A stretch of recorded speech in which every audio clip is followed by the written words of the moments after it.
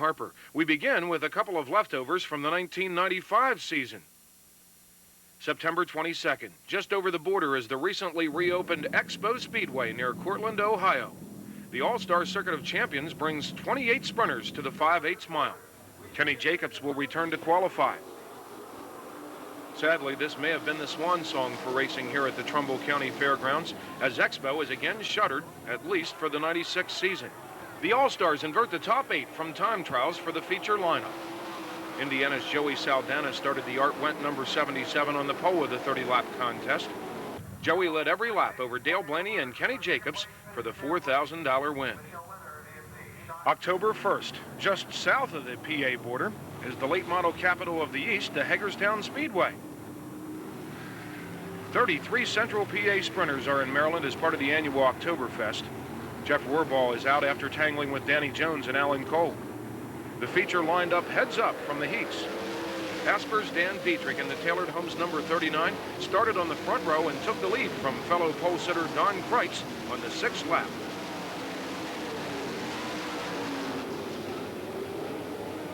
Kreitz, number 69, and Billy Pouch, number 1, spent much of the 50 laps exchanging the second position among themselves and at times challenging leader Dietrich. But Daring Dan prevailed for the $10,000 win over Pouch and Kreitz, respectively. Randy Grove prepares a good surface, and if he didn't, would you tell him? October 2nd, the World of Outlaws make a rare New Jersey stop as we are just over the border again at the Bridgeport Speedway. The Outlaws played a rave reviews here as Central Pennsylvania and URC helped fill the 39-car field. Randy Hannigan swerves on the start of the B main, and Bill Glenn spins. Brian Brittenham swiped Glenn before clearing the rail. Glenn and Brittenham plus Jeff Taylor are out for the night. The World of Outlaws always starts the fastest right up front, but tonight we enjoy a good one, albeit off the front row. Sammy Swindell, number 1, works the lead from the number 10 of Dave Blaney.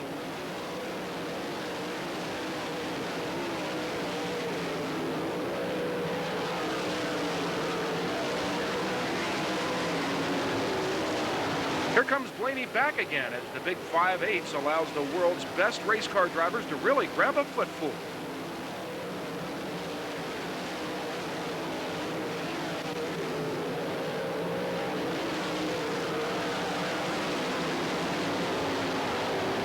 A bad break for Stevie Smith, but it could have been worse. He could have been leading like Dave Blaney is. It was. Tennessee's Sammy Swindell brings the Hooters number 1 home first for the $8,000, his 3rd Bridgeport Woo win in a row. The quarter-mile Linda's Speedway is 20 years old already. A low admission offers fans a fast-paced, action-packed 4.5-hour show every Friday night. Linda's is a showcase for the unpredictable annex of racing's more affordable divisions. Check the stock cars.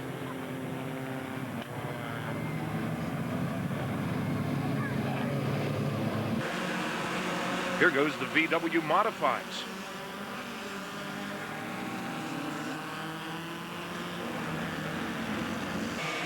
The true masters of disaster at Linda's are the micro sprints. They're fast, light, and there's always over 60 of them.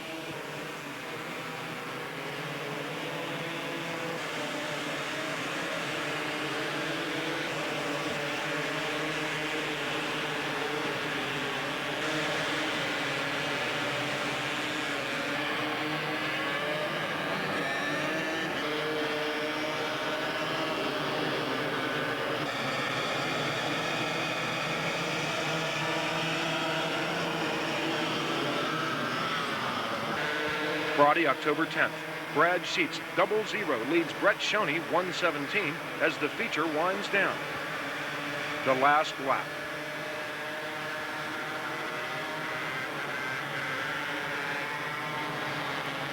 Trouble on the final turn leaves Shoney rethinking that move. Sheets backed across the finish line second, but was considered involved in the accident and scored last. Terry Schaeffer from Temple, PA, was the first past the crashing pair under the red and checkered flags for another of his many micro-sprint wins. October 7th, Judy Bates excites the fans at Lincoln Speedway, and that's not a skirt she's lifting. 27 sprinters take to the short half mile.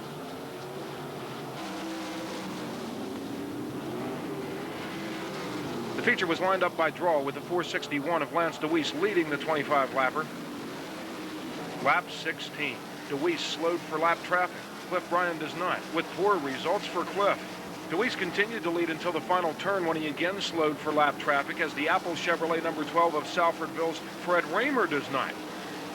Fast Freddy waves hello goodbye from the high groove for the $3,000 win.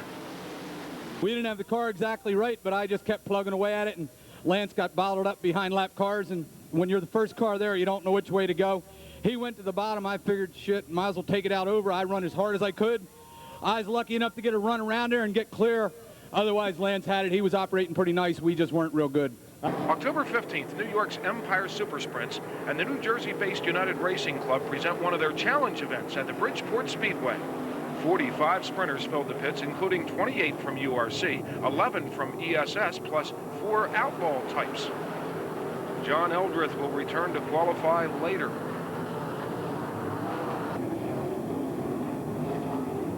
Past URC point champ Dave McGuff will not. The feature lined up inverted by draw. Problems on lap 3. That's Carl Fryer upside down and out for the night. John Eldrith was running third. ESS racer Kevin Darling in the Niner leads for 7 laps until the Henry Fenmore backup racer, which had started 11th, slipped underneath in turn 3. Who's driving that yellow number 25 today? It's Central Pennsylvania's own Fred Raymer, and the one-day team is $2,000 richer. October 22nd, 27 sprinters and 31 super sportsmen bring down the curtain on the 95 season at Lincoln. Keith McManus has all winter to rebuild his sprinter. A small inversion by draw allowed the Miller Brothers E&G Classic number 17 of Hanover's Chris H. to start on the pole on the slick surface. Chris led every lap over fellow front row starter Steve Siegel for the $3,000 win. Siegel did whatever he could to get in front, but he just couldn't make it stick. But that had to open your eyes up there. Well, yeah, you know, Siegel and I are real good buddies, and you know, he comes down to my shop and does some work and stuff, and you know, I'd like to see him run second, but you know, I sure wouldn't like him to beat me. Jim Shuttlesworth, number 50, led the Sportsman 20-lapper for 16 go-rounds when he tangled with a lap car. New York transplant Mark Smith, now from Mechanicsburg, inherited the lead in the Taylor Rental number 22 and kept her straight for his first ever Sportsman win. Well, the modifieds, now you're in these open wheel cars. What do you think of them? A lot faster. A lot faster, and even though you don't have the power steering like the sprinters and not quite as much power and a little bit more weight, they're still a little faster in the modifieds, huh? Yeah, well, it kind of feels like a go-kart. Driving's pretty much the same way as driving a go-kart.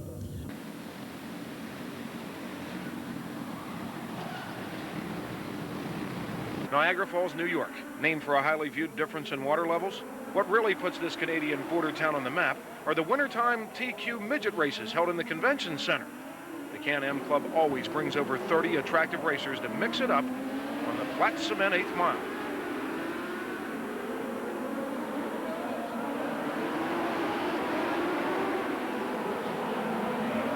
December 2nd, the yellow number 5 of Alton, Ontario's Keith Dempster inherited the lead after starting third, but is under heavy pressure from the white racer of Mark Samut.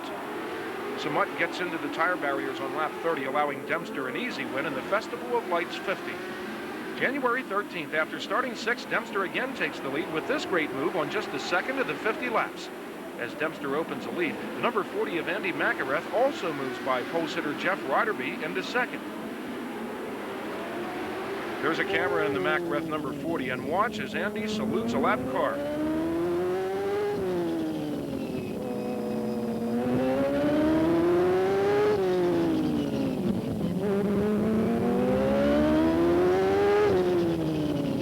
McElrath goes on to close up on the leader, but it's 2 in a row for Keith Dempster in the Casey's Truck Salvage Indoor Series. These guys down here are the toughest guys to run against. I got to give them all credit, because without them, it's not a show. It makes it tough for a guy like me to win, and I think they all do a fantastic job, and they all deserve to be up here with me. February 17th, 1996, East Bay Speedway near Tampa, Florida. Central PA Stars are taking over the All-Star Circuit of Champions sanctioned Winter Nationals.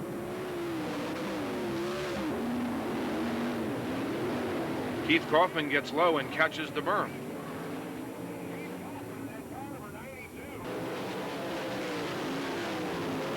Tim Dietz is out for the night after spelling the Weichert sprinter. Fred Raymer and Bill Bryan have already scored wins in the four-night series, and Mike Wagner leads the $10,000 to win finale over the 25 of Todd Gracie and the 16 of Bryan. Effortless Bryan took the second position at the halfway point of the 50-lapper, and now the lead from Wagner on the 34th lap. Wagner was still running second when he blew a tire, sentencing him to a 14th place finish. Bill Bryan went on to park the C&B Mushroom Farms Bryan Excavating Special in the East Bay Victory Lane for the second time in 3 nights. And this is the Nationals. Yeah, this is the biggest race I ever won. You know, I was real happy when I won the Thunder on the Hill, the Grandview race, and I passed Todd Gracie the last lap for that race, and then he finished second to me tonight, and it's real neat to come down here with the Pennsylvania guys and whoop some ass. February 23rd, the Harrisburg Farm Show Livestock Exhibition Arena. The girls are helping raise nearly $10,000 for spina bifida disease as part of the 18th annual Motorama. Meanwhile, the guys are letting it hang out to raise money for parts manufacturers in the micro sprints. Jerry Creveling, proprietor of the Greenwood Valley Speedway, suffers a setback. Steve Buckwalter got right back into action after the wildest spill in Motorama micro history. Jerry Creveling again, this time out for the night. Second-generation racer Todd Rittenhouse Jr. will finish 6th. The black racer of Sunbury's Tyson Thomas is working the lead from the number 1 of Jimmy Callahan, but the yellow is out. Callahan was restarted in front and opened a small lead until tangling with a pair of hooked-together lapped cars with just 5 laps to go. Callahan would return to finish 7th. Tyson Thomas inherited the lead and held off the green number 44 of Mike Dicely in the 15-lap feature. Motorama also includes a celebrity event featuring mostly sprint drivers. Driving micros is all reflexes, so who would dominate but the Silver Fox himself, Dover's Smokey Snellbaker? You're a past winner here at Motorama. How many times have you been in Victory Lane? Can you recall? I think this is only the second time I've been in, but it's nice to have. I really want to thank these guys for letting us use their cars. I really appreciate it to put a show on for the fans, and I think it's great. Well, Smoke, congratulations once again from all of us here at Motorama. We want to see you back here for another 30 years, buddy. Well, I think they're going to sign me up for next year, the way they said. There you go, ladies and gentlemen. Here's a true legend, Smokey Snellbaker. We wind up our indoor coverage with our new Can-Am friends back at Niagara Falls on March 16th. John Strothard's problems occurred during his heat race.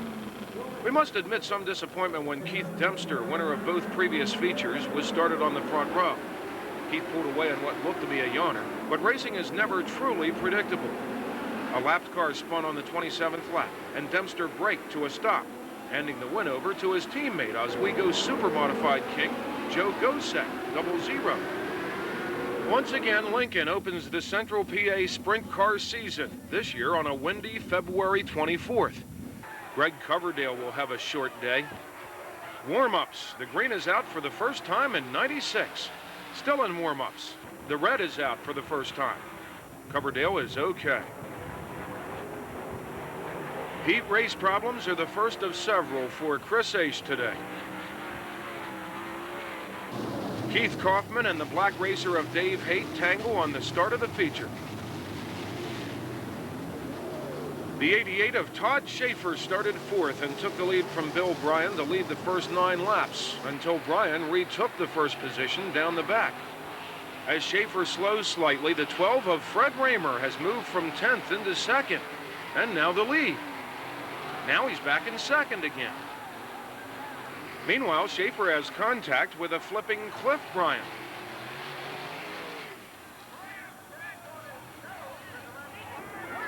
On the 14th lap restart, Raymer, a recent father of triplets, took command for the balance of the 25-lapper.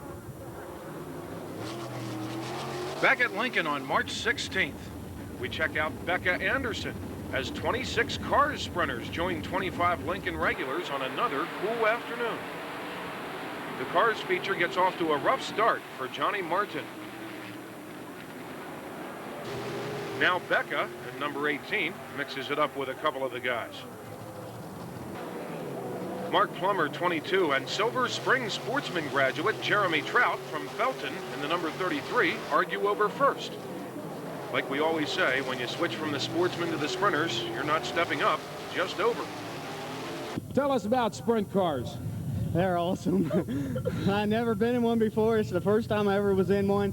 I've been wanting to do it for years. I just didn't have the money to do it, and this deal come up with Dick, and all the sponsorship came together with Bob Conley, and my dad helped out, and Bob Conley, he put some money up with the York Springs Auto Auction and Rocket Pizza and Bumper Bob's, and I'd like to thank him, because it wasn't for these sponsors, you can't race. And my dad, he put a lot of money in this deal to help me get started. I mean, we didn't get a lot, it's just the equipment's there. We have a budget, and we can go fast. It's just that, you know, things worked our way, and this is, I don't know, this is awesome. I never expected this the first time in the car, and I don't know, it feels so comfortable. It's like natural. I don't know what else to say. The regulars are also off to a shaky start, as Judy Bates organizes a meeting of several top drivers in turn 2. Todd Gracie in the Cooper Ford number 25 led every lap over Dave Haight and Dale Blaney. You got into lap traffic early. You know you had to deal with the lap traffic. You knew that Dave was there. You had to know he was there the last 4 or 5 laps. He was doing everything he could. He was too much being there the last couple laps. I'll tell you what, Dale was there too. I mean, 3 of you under a blanket at the end. That's the way to go sprint car racing. Yeah, it makes it fun for the fans. I'm just glad I'm one here standing. So. Well, I'll tell you what, you got hurt a couple of times last year. How you feeling generally? Oh, not real bad. I just operated on last week. They took the wire out of my knee finally, so. And back in the sprint car a week later and running like that, that's unbelievable. March 23rd, over 50 super sportsmen open the season at Frozen Spring. John Stamen is the first flip.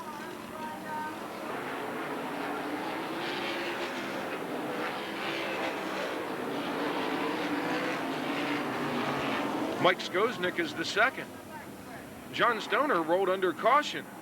Back after a 4-year retirement, Newville's Larry Jackson drew the pole position before leading all 25 laps in his Highland Tire Service number 3. March 24th, Glenn Clark is among the 42 sprinters pit side as Williams Grove gets its season started. 20 of the Grove's own new 358 sprint car class are also on hand. Mark Richard has first turn problems. Fred Raymer is going the wrong way, to the chagrin of Todd Gracie. The opening day draw lines up another flag-to-flag win as the Hartlaub Auto Parts number 92 of New Oxford's Kevin Gobrecht manages to hold off 95 All-Star champ Dale Blaney in the 25-lap 3,000 to win feature event on the good afternoon surface.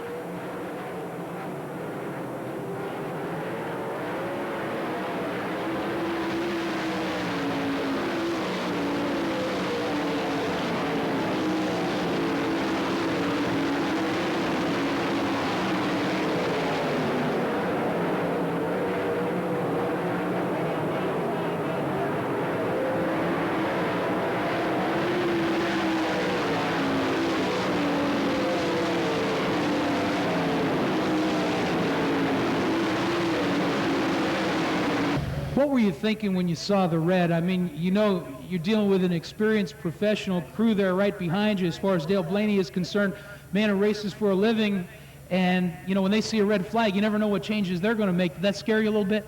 It always crosses your mind, but you hope you do the right thing and just hope they do the wrong one. I think we both came out pretty good there. We just were back to racing the way we were before the red. You had a great rookie year, National Sprint Car Racing Rookie of the Year on the national basis. How do you like this sport now that you've moved up to these things? The sport's treating me very well, and I very, very much appreciate being here, and I like it a lot. Expect to see you every Friday night this year? Yes. hey, right now you're the point leader. Maybe you run for the championship in your first full year at the Grove. Bert Schupp is the star in some wild 3:58 qualifying action. Bert is a professor at the sprint car driving school conducted here at the Grove, and so, of course, there were some humorous remarks. Another view.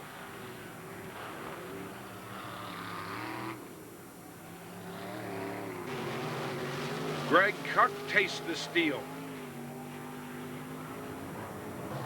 Mark Plummer again leading the feature.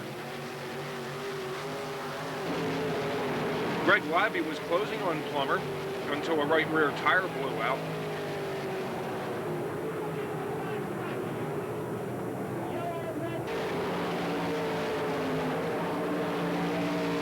Danny Jones from Hanover and his STP-sponsored number 8 takes up the chase, making the winning pass on the 14th of the 20 laps.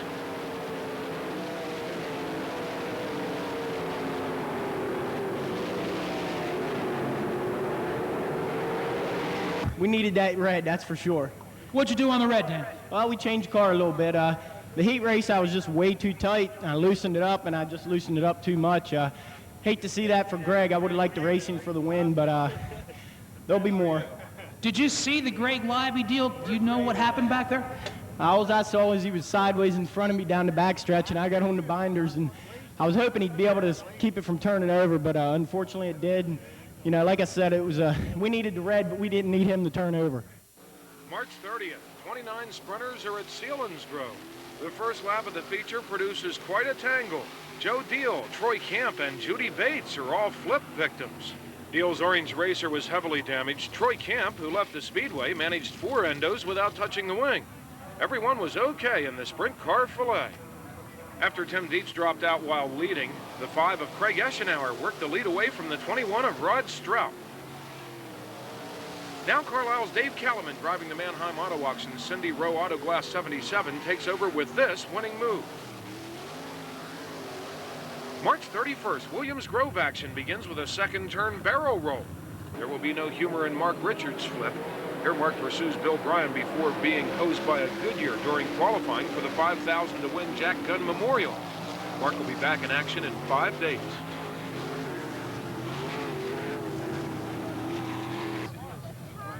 Certainly is good to see Mark walking away from that what looked like the time trial started. The Walt Dyer Masonry 461 of Waynesboro's Lance DeWeese on the pole for his second Gunn Memorial win in a row. April 6th, Judy Bates is going to be the first female to win a 410 sprint feature in Central PA, and it won't be long. 31 sprinters and 37 sportsmen are at Williams Grove. Alan Cole moves high. Keith Kaufman overreacts.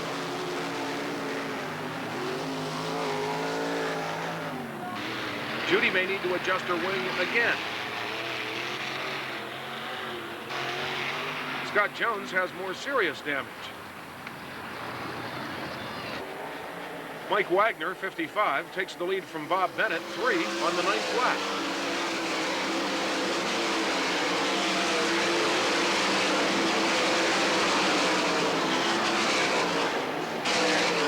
Wagner led until the 16th circuit when Millerstown's Mr. Excitement Todd Schaeffer in the Turnbull Oil Shermansdale Village Square Plaza number 88 made the winning pass.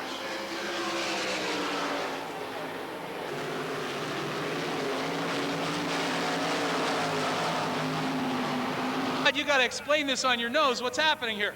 I was having trouble all night with my shield fogging up, and Dale Blaney was in last weekend and taped his off and said it taped his nose off. So I taped it off, and Patty was making fun of me. And I said, well, if we win this sucker, we weren't going very good in the heat. I said, if we win this sucker, you bring a marker. I got Go Patty wrote across the brim of my nose on the tape.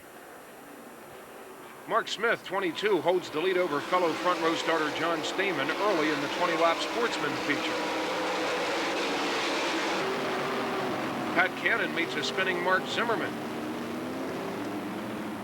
Smith proves his very early career win last fall was no fluke by leading every lap.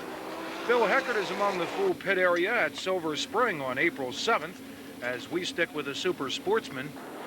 Veteran racer Carmen Perigo, driving the number 2, has found a home in the Sportsman this year, leading the feature for 13 laps until the first restart.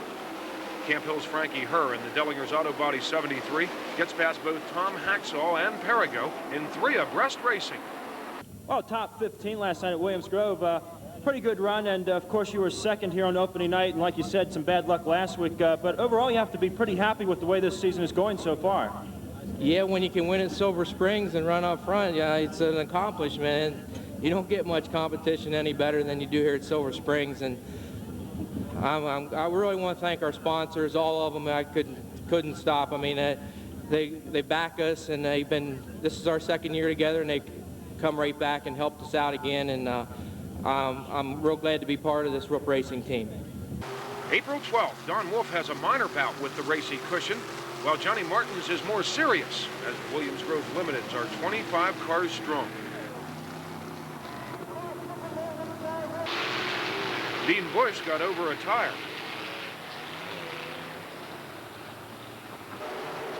Jeremy Trout, number 33, and Dan Jones, number 8, are both hoping for their 2nd win of the young season.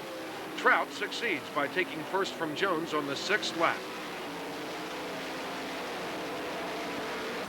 There are few racier sounding names than Trevor Utt. 32 410 sprinters are pit side. Trevor Utt's red number 5 gets caught up in this tangle, as the regulars will have a really rough night. That's Alan Cole on his side. Judy Bates proves a sprinter can roll even at 20 miles per hour. Also, Dave Callman has his first of 2 incidents.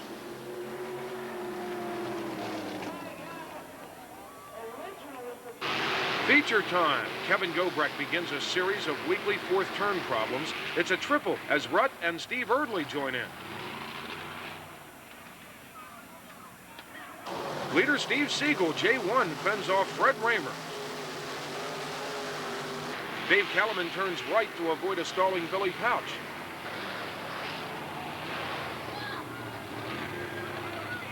A call to Dave for height and earth-moving awards. Chaos on the restart. Tim Dietz is the 3rd home run of the night, a Grove one-night record. Meanwhile, Raymer gets around Siegel for his 19th career Grove win, his first of the season. April 14th. The best stock car racing wasn't buried in Reading. It just moved up the road. The modified still featured double-file restarts, large fields, and super tough points handicapping. Craig Von Doren returned to competition after a once-over. Kenny Brightbill's number 19 is black now, but still doing it on the outside. Watch as the sinking spring slingshot works the lead from the number 85 of Dwayne Howard on his way to his 20th career Penn National win. And you can bet none of them were from the pole.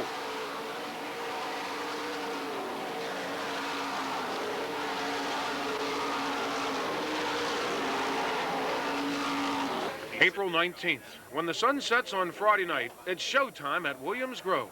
Billy Pouch, number 1, took the first position from Todd Gracie before pitting with problems. Mifflintown's Keith Kaufman, piloting the South Scarpeta Destiny Productions number 59, became the 3rd and final leader of the non-stop event.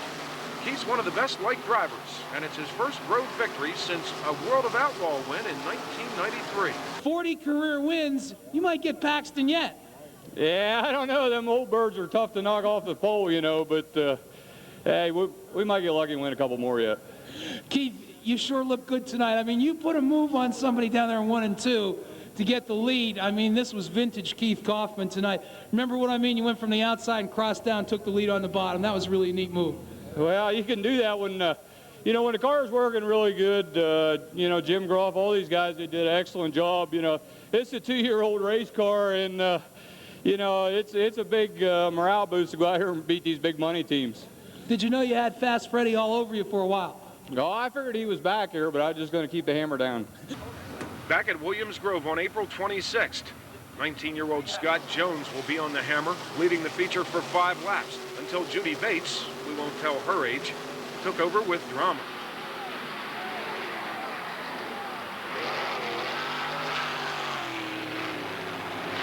Scott sits alone on the hill dealing with his issues. Restart problems dump Kevin Gobrecht. Billy Pouch takes over from the 121 of Judy on the restart. Judy's mechanical problems soon short-circuited her exciting run. Dave Haight saves it. Fred Raymer loses control of his brand new ride. Craig Eschenauer is still another near flipper. Palchi from Frenchtown, New Jersey is smooth in the Zemco of Tower City Tool and Die #1 for an overdue win. April 27th, after early season weather problems, Port Royal is getting just its third show underway. Jason Claus is among the 19 regulars port side. Claus gets crossed up on the dry slick surface and meets rookie Ed Scott. The only other flipper of the night is Gary Chambers after nipping a spinning Judy Bates, also during heat race competition on the big half mile. The black 55 of Mike Wagner led the feature for 13 laps. That's when the 461 of Lance DeWeese made this strong move on the inside. Now Todd Schaeffer, 88, has caught up to DeWeese, and Mr. Excitement rubs it in with a winning pass on the final turn.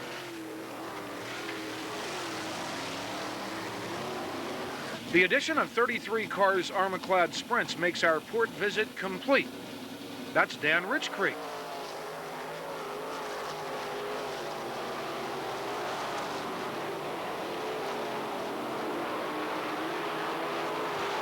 Tom Waltman loops in the high groove. Veteran Randy Ruth from Thomasville is always good for at least one car's win every season in the Mike's Auto Supply #88. We even started the race with a used right rear tire on that. We ran 22 laps at Lincoln, but as you can see, they're both bald. Tell you what, Randy, you're not getting any younger at this sport, but will you keep these youngsters on their feet? Well, I know I'm not getting any younger, but I'm not too old to rock and roll. April 28th, Todd Gracie, 25, takes the favored position from Keith Kaufman as the sprinters bite on the tacky Susquehanna half mile. Lap 13, Todd Schaeffer makes it 2 nights in a row.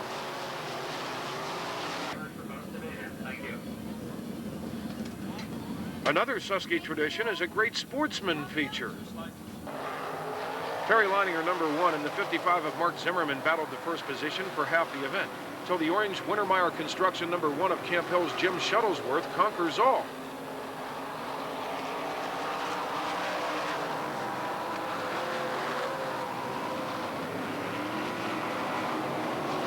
Just trying to be patient. This is a tough division, but you know, we've been struggling a little bit. We put this new car together. Kreiner built us a new racing engine. I'd like to thank Leon Wintermeyer for his help. You know, Ron Buzza, he owns the car. I mean, it's just a great team. We just need a little bit of luck, and we turned it around with a whole different car and engine, and it seemed to work out. The All-Stars visit Modified Country's half-mile Black Dirties Windsor Speedway on May 1st. 24 teams work their racers to Jersey specs for the Wednesday night show. After being run over by a push truck, Len Thompson forgot to re-secure his steering wheel. This bent the car. With much experience here in the mods, Billy Pouch, #1, started on the pole with the dry, slick, hard-to-pass surface also in his favor. Everybody followed behind, except Valor, Ohio's Dale Blaney, driving the Hughes Motorsports J&J #94. Masterful in lap traffic, Blaney came from 5th starting spot to pass Pouch with 5 laps to go.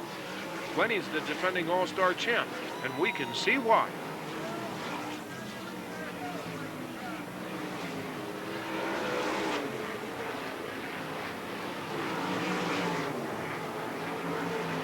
The All-Stars hit Williams Grove on May 3rd. Jeff Rohrbaugh is about ready.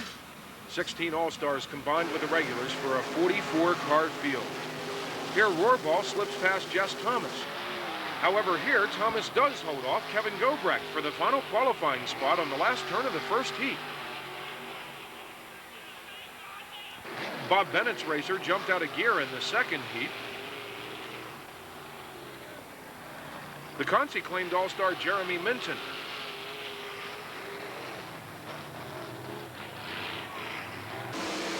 PA Posiers dominate tonight, but what a show. Watch the Jimmy Walker Racing #1J of New Oxford Steve Siegel as he swaps the lead among lap traffic, first with Fred Raymer, #77, then Billy Pouch, before talking to Bruce, $4,000 richer.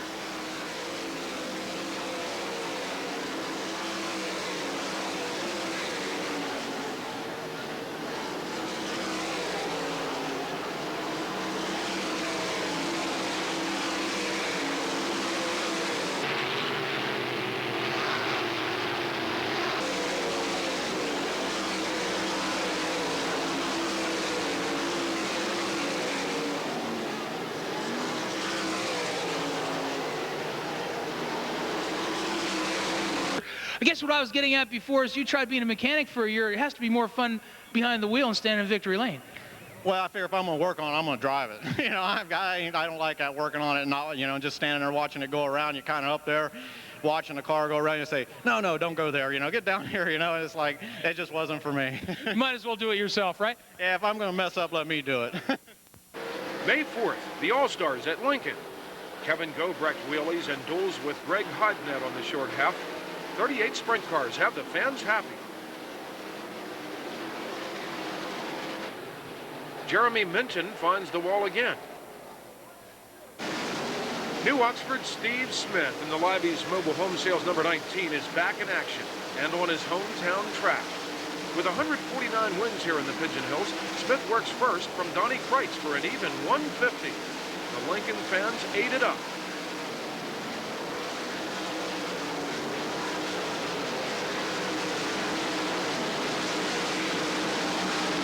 I'll tell you something, you have such an incredible streak going, and Fred still calls you Mr. Smith out of respect. You know, this was no shabby field here tonight. Nah, this was, I mean, it's hard for them guys to travel to all these different tracks, and a lot of the All-Stars haven't ran here that much. But you go run where they're running, and don't worry, you're going to be battling just the same as they are here. Meanwhile, over at Selinsgrove, the Cars Armaclad sprints hit their highest speed so far this season. Todd Reed hits the wall. Fast Cars champion Allentown's Bob Beitelman, racing the Julie Steakhouse number 81 in the high groove here, took the lead on the 10th lap for the $1,000 win.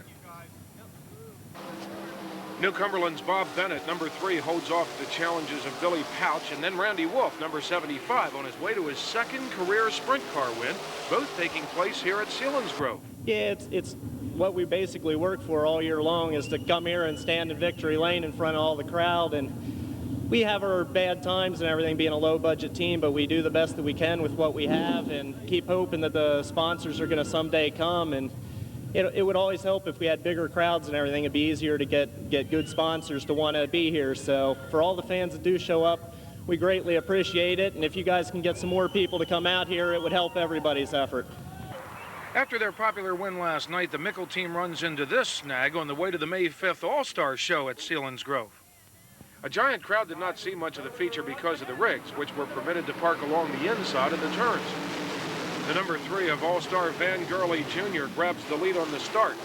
Byron Reed catches the rail. However, with the turns completely blocked by trailers, the flagman did not see the incident, and the red was never displayed until the leader, also with his view hindered, struck the disabled car. Dale Blaney is again the class of the field, coming all the way from 11th starting spot to run down the leader, Jeff Shepard, number 1, on the 16th lap, which was just in time, since rain checkered the event 3 laps later. Summary of the All-Star swing: All-Stars 2 wins, Posse 2 wins, large crowds, and good car counts. May 17th, the Williams Grove Limiteds. Mark Plummer in the Jericho number 22 inherits the win from a dominating Don Wolf, who ran out of fuel. Meanwhile, Becca Anderson, number 18, won out over Danny Jones in this memorable duel for second. Nice to see you get the win. We know it's a long tow for you from Easton every week. When things don't go well, I guess that drive gets even longer on the way home. Yeah, it's now with all this road construction, it takes almost 3 hours, but we'll be here every Friday night, and hopefully next year they have us here every single Friday. The big blocks. Kevin Gobrecht, on a winner flip and turn 4 streak, works under the 39 of Phil Walter to lead lap 8. The fastest car tonight may be the second place number 10 of Len Thompson, but a blown tire interferes. The G-Man is the first repeat winner this year at the Grove.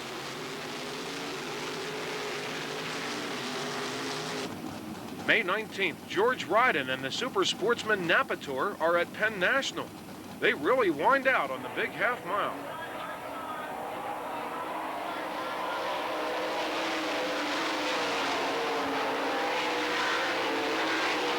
Steve Batdorf flips right in front of Paul Troutman.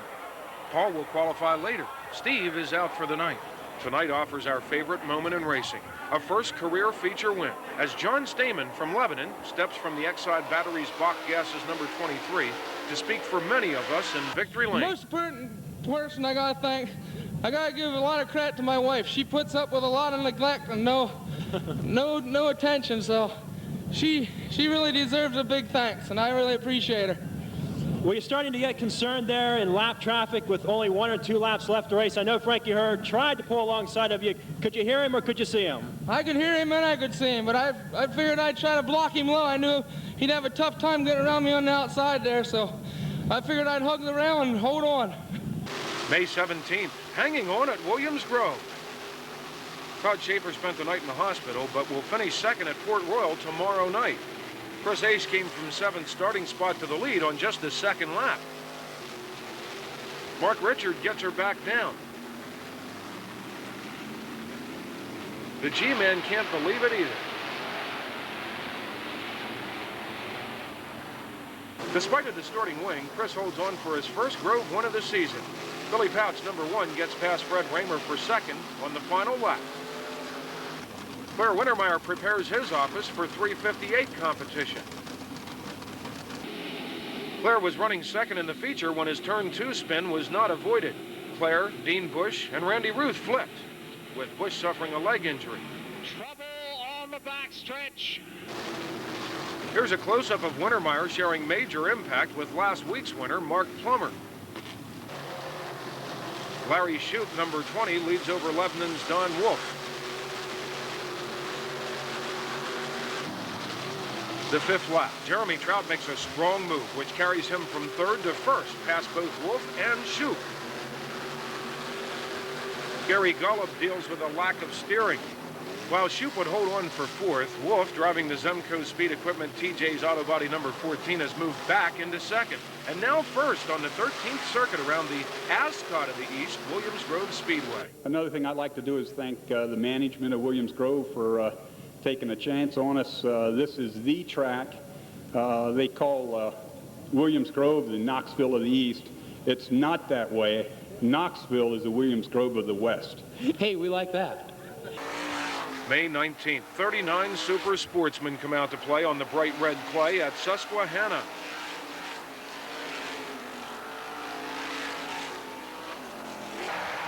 Sean Keane, number 53, takes the top spot from Dave Berkheimer just before a red for Mark Zimmerman.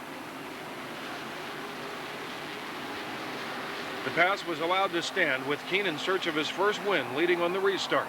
The points handicapping starts previous winners farther back in the pack, but they're allowed to pass, and here comes a pair of them. Danny Hager and the 22 of Mark Smith are now on Keane's bumper. The 10 Sportsman shows so far this season have produced 10 different winners, but tonight Danny Hager from Greencastle, driving the Walt Bigler-owned number 93, becomes the first repeater after a stiff side-by-side duel with Keane.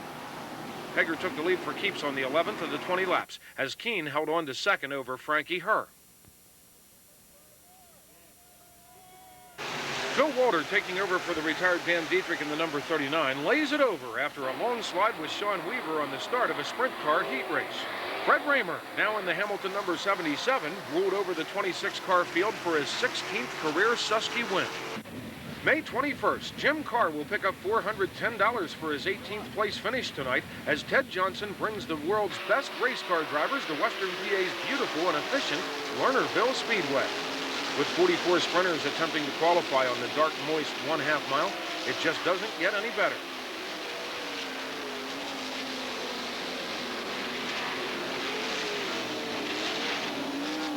Joey Saldana would return to qualify and finish 14th in the feature.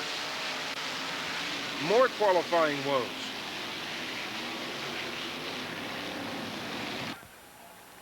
Feature time. The yellow 71 of Stevie Smith leads for 2 turns before the 5 of Denny the Dude Lazowski demonstrates he's going to be the man to catch.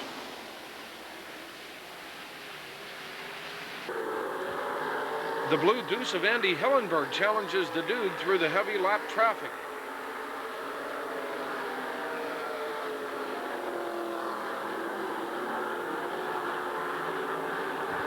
Johnny Herrera brings out the only feature red. As Lazowski continues to lead, the number 1 of Sammy Swindell is pulled even with Hillenberg as attention turns to this duel for 2nd. Contact in turn 1 leaves an unhappy Sammy with a flat tire. The Johnson gang has reinstated a draw to invert the dash this year, often enhancing the feature racing. Quick timer Mark Kinzer from Ulitic, Indiana, in the Watkins Highway number 5 started 6th, but finishes 1st, taking the lead from the Dude on the 21st of the 30 laps. Here's Mark, $6,000 richer. Well, Mark, I have a question for you from one of our fans, and this is a big part of the Victory Lane interview. A fellow by the name of Mike Gerber from Pittsburgh, Pennsylvania wants to know, how do you manage to get by Steve Kinzer? Well, even if you get by him, that don't mean he's going to stay behind you. If I could answer that question, I'd have probably won a lot of races a long time ago. Well, the car's working really well for you. I got a chance to talk to your dad earlier, and he was real happy in Victory Lane. What's it feel like to win your first at Lernerville? It feels real good. We've run up here in the top 3 with the World Outlaws a few, and I've won a couple of really hard-fought battles with Ed Lynch here in the All-Star shows, and everything just worked real good tonight, and finally we can christen this World Outlaw victory tonight. May 24th, Williams Grove. Steve Kinzer is in the middle of a streak of several bad crashes.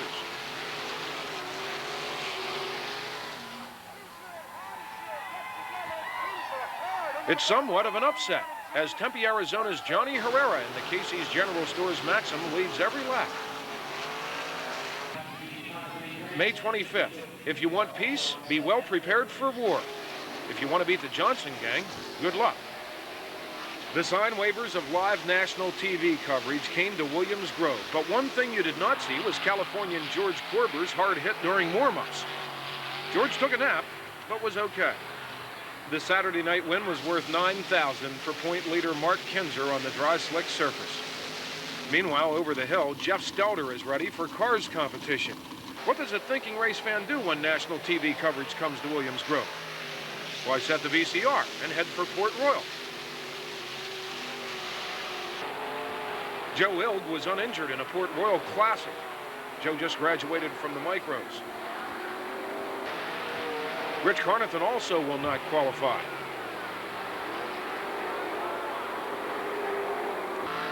Tom Waltman underneath and Dan Richcreek capitulate the term pileup. Dale Hammaker from Grantville in the Templin Automotive Hammaker Machine Shop number 66 took the lead from Jeff Stelter for his first Cars win of the season. Lightnin' Len Thompson. The 410s do it Port Royal style.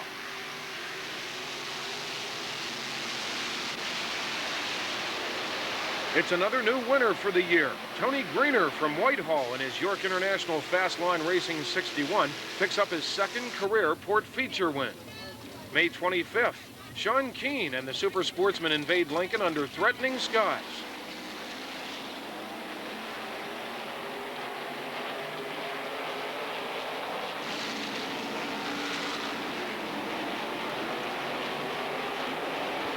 Larry Jackson takes the feature lead from the red racer of Bill Heckert. Russ Minton from Newville in the Kings Gap General Store number 77 takes the lead briefly before going at it side by side and back and forth with Jackson through Lincoln lap traffic.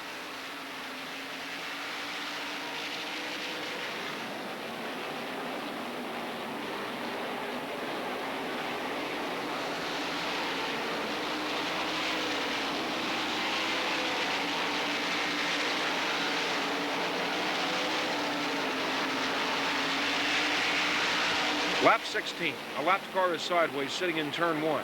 Although both leaders appear to slip through, Jackson sustained race-ending damage in the tangle that flipped Keith Prutzman. Minton goes on, holding off Mark Smith for his second career Napa Super Sportsman win, the first in 4 years. Well, I'll tell you what, these guys put on a fantastic show. The Sportsman all the time. What a great race. Good racing all through the pack. Close racing the whole way through the field. Yeah, I was kind of glad to see that yellow come out when I come up on all them lap cars because there wasn't nowhere to go, and it was like cars everywhere. Nobody wanted to move down or anything like that, so maybe sometime when they're out front they'll see what I mean. But yeah, I was kind of glad to see the yellow. I didn't want to see the red because I don't like seeing anybody tear anything up, but yeah, like I say, that's racing. The sprinters get off to a bad feature start, and Dave Haight is the main victim.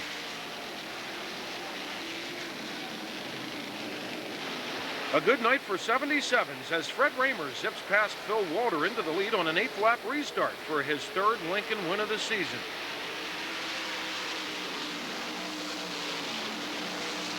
That's Dave Blaney. We're back with the big boys as the Thunder on the Hill series kicks in at Grandview on May 28th. Lenny will return to qualify after flipping with the white racer of Cliff Bryan on the first lap of the first heat. Cliff's out for the night. When Mark Kinzer led from the pole, predictability threatened to return to the Skoll-sponsored series. Not this swing. Sammy Swindell runs down to number 5 and puts his number 1 in front on the 12th lap to stay. Here on the only true bull ring left in Central PA sprint car racing.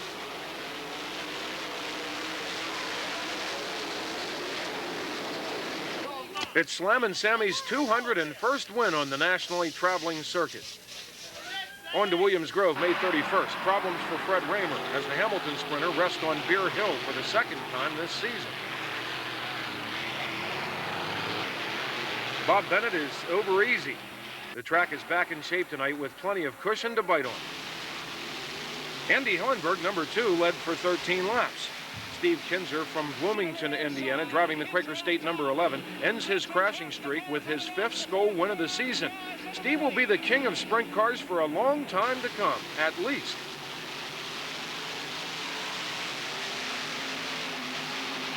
Steve, you had to be coming off one of the worst weeks in history for you. It looks like you turned it around tonight. Well, I didn't really turn it around. The guys have really dug down and worked hard. The only thing I've been doing is turning things over.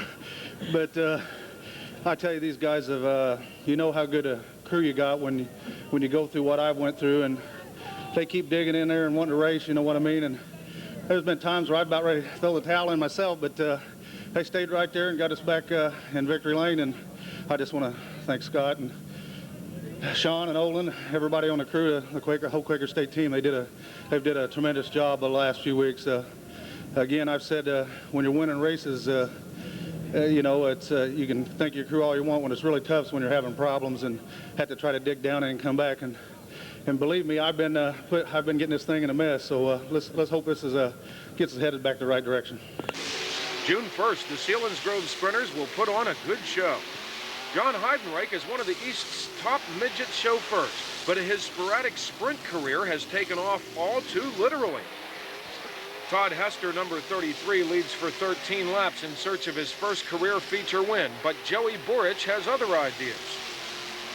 Borich led until a restart with just 2 laps to go, which allowed the old man from Beavertown, Barry Camp, in the Middlesworth potato chip number 7 to get past for his 25th career Sealands Grove win.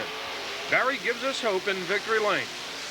And all you older people up there in the grandstand know now, and make sure your wives know that as you get older, you get better. Oh boy, I can't wait. Denny Gross from New Freedom leads the Cars feature event. More woe for Tom Waltman. The Miller Precision Tools Castle Chemicals number 2 holds off Jeremy Trout to the checkers. It's Denny's first win in almost 4 years of steady Cars support. June 7th, Sinking Springs Donnie Kreitz in the Volmer Patterns number 69 is back in the Williams Grove victory lane after taking the lead from Len Thompson. You managed to get here every year, and it's been quite a streak for you now as far as years go. Yeah, I don't know how many years in a row we got here. You know, I figured we sure better do it tonight, you know, starting third. And I'm sure Billy was probably going better than us because he had to come from a lot deeper in the pack. And actually what I'm talking about, I want to congratulate him and the whole Zemco crew on beating the Outlaws up there in New York. I was really glad to see that for the Pennsylvania posse. Larry Jackson again leads our Sportsman feature after passing Bob Himmelberger on the 5th lap. But Hellam's Bobby Weaver, chauffeuring the Bach Gases Nyes Auto Body number 5, is closing in. The Free Bird flew to the front with just 2 laps to go, then held off Jackson through lap traffic. Weaver started 13th.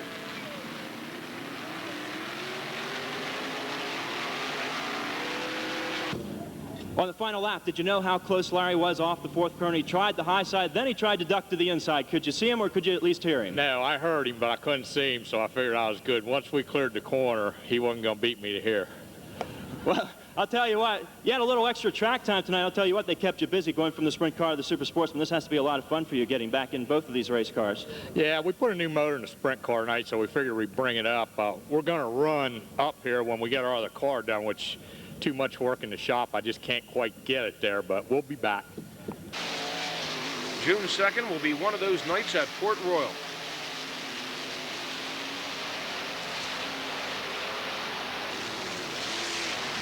Professional roofer Judy Bates needs to keep her hands in the car.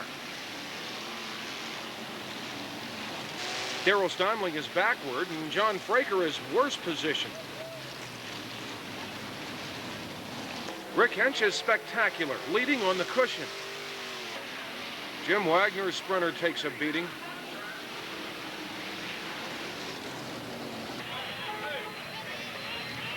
Harrisonville's Mike Wagner, driving the Clugston's Lumber Company Ott Brothers Furniture number 55, worked the lead from Rick just before Rick spun. Now Todd Schaeffer is challenging Wagner. The two leaders made contact while battling and then under caution. Schaeffer, discovering the initial contact had left him with a flat tire, apparently drove into Wagner in an effort to bring the 55 pit side as well. Officials stirred controversy by reinstating Wagner to the front. Lance DeWeese, who normally would have inherited the lead, protested lightly. Finally, the restart, but more excess drama as Tony Greener is out of here. Tony appears hardly shaken, but contemplates a week of hard work. Wagner holds off DeWeese for a popular first win of the season. Well, Mike, I don't think they get any wilder than that one. Yeah, that was a heck of a race. Todd was really quick, and he went in, and we got together, and then he come back out there and run into me, and then Lance was fast, and it's just one of them races. Tell you what, this one you could say all the big boys were here when you picked up the win.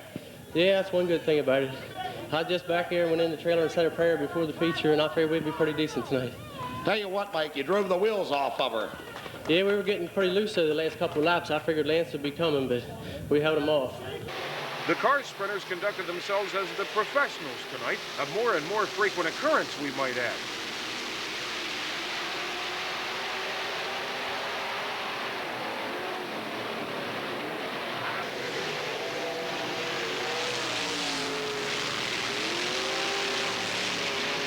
Wanted-Port's Bob Beitelman, number 81, runs down Tom Leach on his way to victory. They call Bob Mr. Cars. Well, I'll tell you what, a tough armor-clad division. Out of 7 to 8 races run, you become the first repeat winner. Well, you can't get them much tougher than what's going on around here this year. I mean, 15 cars, 20 cars can win. This deal has really come a long way, and yeah, it's the toughest division I see going right now. I wish it'd get a little more coverage, though.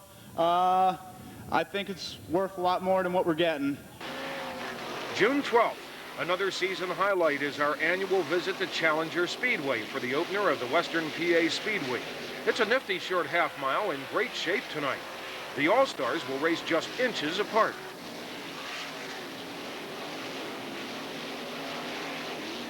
Bob Felmley and Andy McKisson got even closer than that. The 8-car time trial inversion was enough to offer the full house 3 lead changes. Ed Lynch passed the 0-0 of Danny Smith.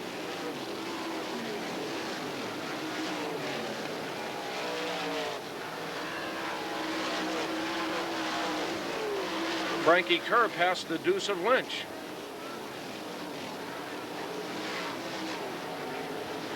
And now a daring move in lap traffic by Tim Schaeffer from Aliquippa in the J&M Motorsports 55 precedes the winning interview with racing psychic Mike Dutko. All right, we'll jump here and get a word with our winner, Tim Schaeffer. Do you remember a conversation we had back in the pits when you pulled a pill tonight? Yeah, I pulled the 11 pill, and I said, that'll be pretty good. And he said, well, it's going to be real good because you're going to win tonight. And I said, yeah, I sure hope so. He goes, I'm telling you, you're going to win. I said, all right. After an embarrassing display of time trial ineptness canceled Port Royal, the All-Stars got their act back together at Lernerville on June 14th.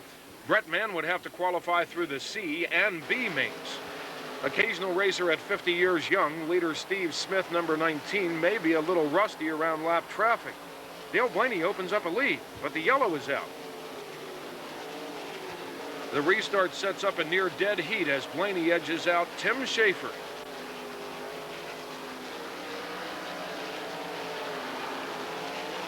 Track was real good. You can kind of race on the top and the bottom both, and it made for some good racing. But, you know, the 19 car kind of was, you know, gone there, and something. I mean, he got together with the lap car, and I mean, those things happen. But, you know, I feel bad for him. He was going awful good tonight.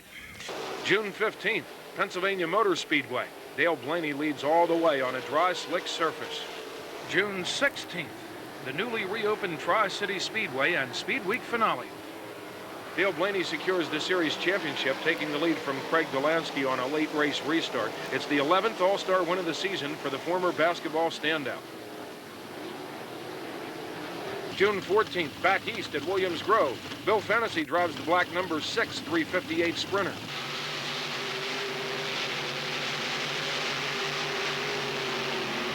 For the second year in a row, Rich Nye takes it out of the track.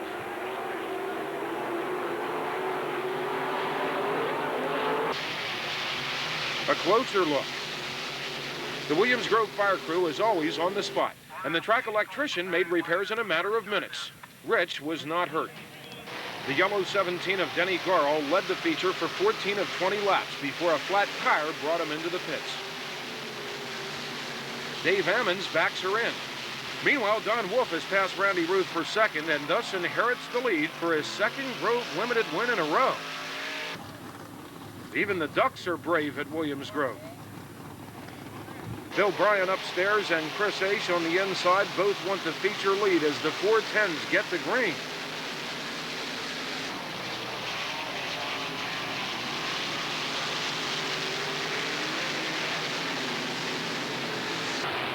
Judy Bates and another tip over. Donnie Kreitz is getting his form back, taking the lead from Aish on the 19th lap. It's 2 wins in a row for Donnie, and this one's much more impressive as he did it from back in 9th starting spot. June 15th, we meet Keith Royer, a regular here at Selinsgrove. Craig Eschenauer leads the feature. Automotive Billiards in turn 4.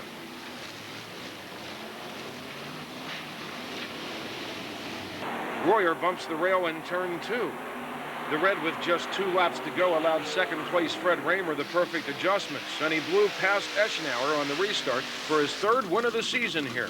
Carl Fryer is among the 28 United Racing Club sprinters also at Selinsgrove tonight. There goes Carl in the white number 4. Jimmy Martin leads as the feature gets the green. John Eldrith challenges the number 7 for the lead, but we have contact. The yellow number 26 of Glenn Fitzcharles from Pottstown kept up his momentum to become the first repeat winner this year in URC. I'll tell you, it don't matter how many you win. Every one is a fun one, especially when you got good equipment here like the Henry Fenimore B&F towing car with Biddy Woodwork engines. And I'll tell you, they're just awesome. They fly. Although both Penn National and Toby were modified-oriented, the Tobias Memorial here is a sprint car race. Veteran modified and now sprint car superstar Billy Pouts, number 1, had to run down Lance DeWeese before talking to Steve and collecting $3,000. I really looked up to Toby Tobias. He was one of the guys I idolized, Toby Tobias, Kenny Brightbill. And anytime I could, I went to Reading and run with them guys, because you learn more running with the best in the country than you do running local every week. You get kind of stagnant. So yeah, I tell you, if it wasn't for Toby Tobias, I'd probably been in sprints a lot sooner. But I really felt bad when he got killed, and I didn't want to go that direction. And it took quite a while till I come around thinking sprint car. I'll tell you what, it sure is exciting watching you come here to Penn National Speedway. This is a big half mile, and you can really wind them out here. Yeah, it's totally different. I mean, we ran real well with the Outlaws there up in New York, and we came back hoping to do good at the Grove, but somehow Williams Grove is totally different from any track I've ever been to. And Pouch's Williams Grove problems continue on June 21st. Mark Richard and Fred Raymer are also involved in the second lap Cone Memorial feature incident. Bill Bryan, 16, and Keith Kaufman supply the side-by-side duel for the lead until the 69 of Donnie Kreitz, this time all the way up from 11th starting spot, makes it look easy. Kreitz takes over from Kaufman soon after a 19th lap restart for his 3rd Grove win in a row. Donnie's June Grove winnings now total $9,000. The 30-car URC field Grove side tonight includes Cars crossover Jimmy Stitzel. Unfortunately, during warm-ups, Jimmy took a violent flip over turn 1. Usually the tow truck has to come to the wrecked race car. Stitzel's crash was the exception. Everyone is okay. Fred Raymer and his backup racer with a motor borrowed from the Judy Bates crew started 17th and still took the lead from John Eldrith, number 25, on just the 13th lap of the smoothly run feature. It's Fred's 4th career URC win.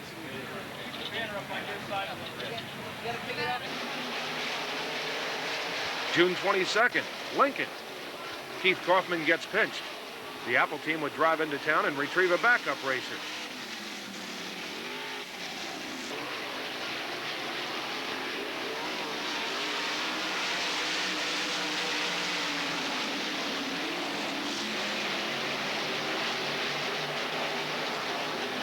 Chris Knopp on top of Bill Bryant. Scott Carl will be okay.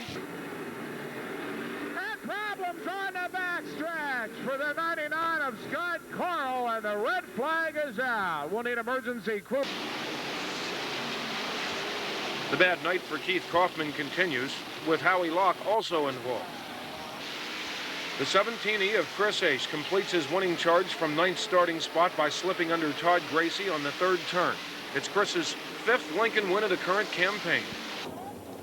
Jimmy Stitzel is back for the Cars competition at Lincoln tonight.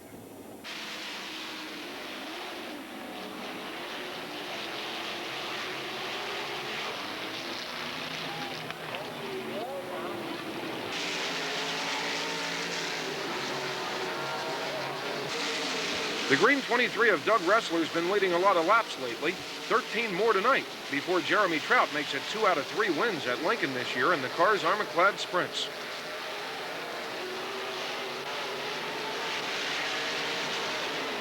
Greg Kuck and the Williams Grove 358 cubic inchers on June 28th. Here Greg's blue number 11 duels with Donnie Condren before 4th turn problems put him out for the night. Way out.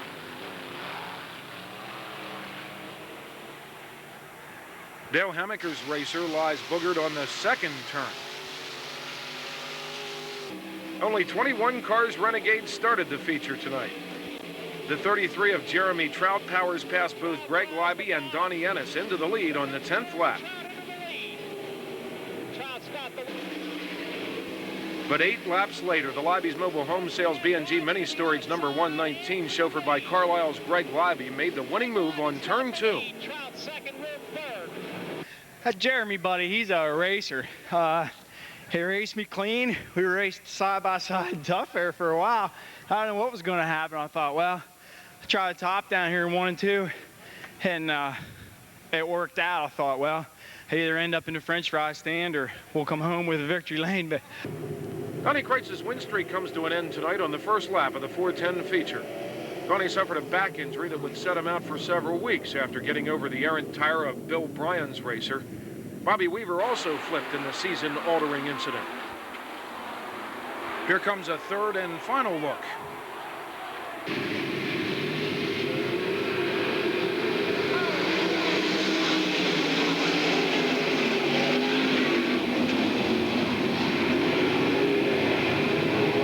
Trouble on the front stretch. The pileup was not the only damage done tonight. Todd Gracie breaks in his new ride. John Fraker loses a battle with the rail. Mark Richards spins and things get worse.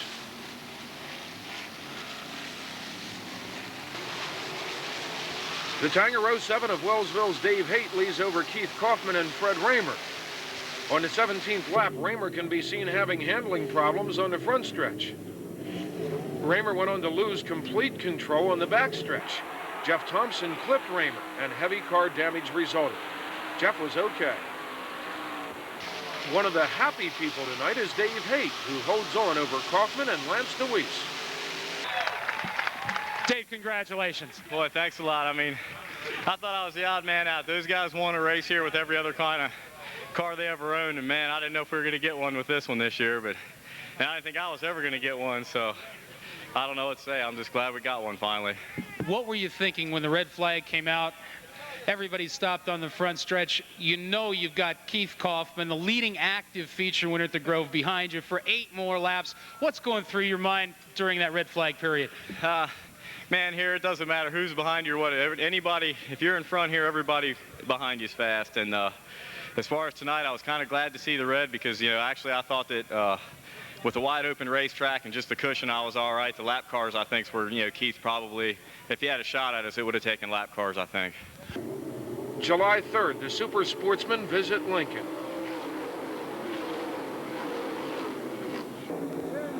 It's Mechanicsburg's Steve Wilbur's first rod in the Tom Brandt number 27. It's a click, as Steve is on his way to his first win, despite this strong challenge from the 55 of Tom Hacksaw. Tom's pass is renegotiated by a caution with 2 to go. Steve restarted in front and talks to yours truly. Steve, a great run. Thanks, I appreciate it. Tom Brandt called this week and said they needed somebody. My car wasn't ready, so I'm glad they gave me a shot. You know, I think maybe we'll be together a little longer now. I think that helped me. July 4th, after a couple of rainouts, PA Speed Week gets greened at Penn National. Time trials started Lance DeWeese on the front row. Fred Raymer was running second. Greg Hodnett was running fourth. It's DeWeese for the $4,000 over Kevin Gobrecht. Last, for the past 3 years here at Penn National, it's been 2 drivers in victory lane. You or Billy Pouch, and Billy wasn't here tonight, so that means we had to put the 461 here. Well, yeah, the other week here, we picked the wrong tire. Billy and them picked the right tire, and he passed me 2 to go. Tonight, we picked the right tire, looks like. Were you having any trouble out there on the racetrack? It looked awfully smooth out there. No, I was getting a little loose out high through 1 and 2, and I moved down, and I felt pretty good down there. And I knew I was pretty fast through 3 and 4. I thought it'd be a pretty good car to, get by me. But, lap cars here, you get one screwed up with a lap car once, and you could be done. But, the group of guys I race against, they race hard for all 30 laps, and you can't back out of it until the end. With the 410 feature sort of over before it started, the cars' sprints were on hand to steal the show and then some. The 95 of Mike Lehman comes from 11th starting spot to take first from a disappointed Mark Yinger on the 11th lap. Brian Seidel from Allentown, driving the Pepsi number 50, also has passed 10 cars already, and now he wants Mike.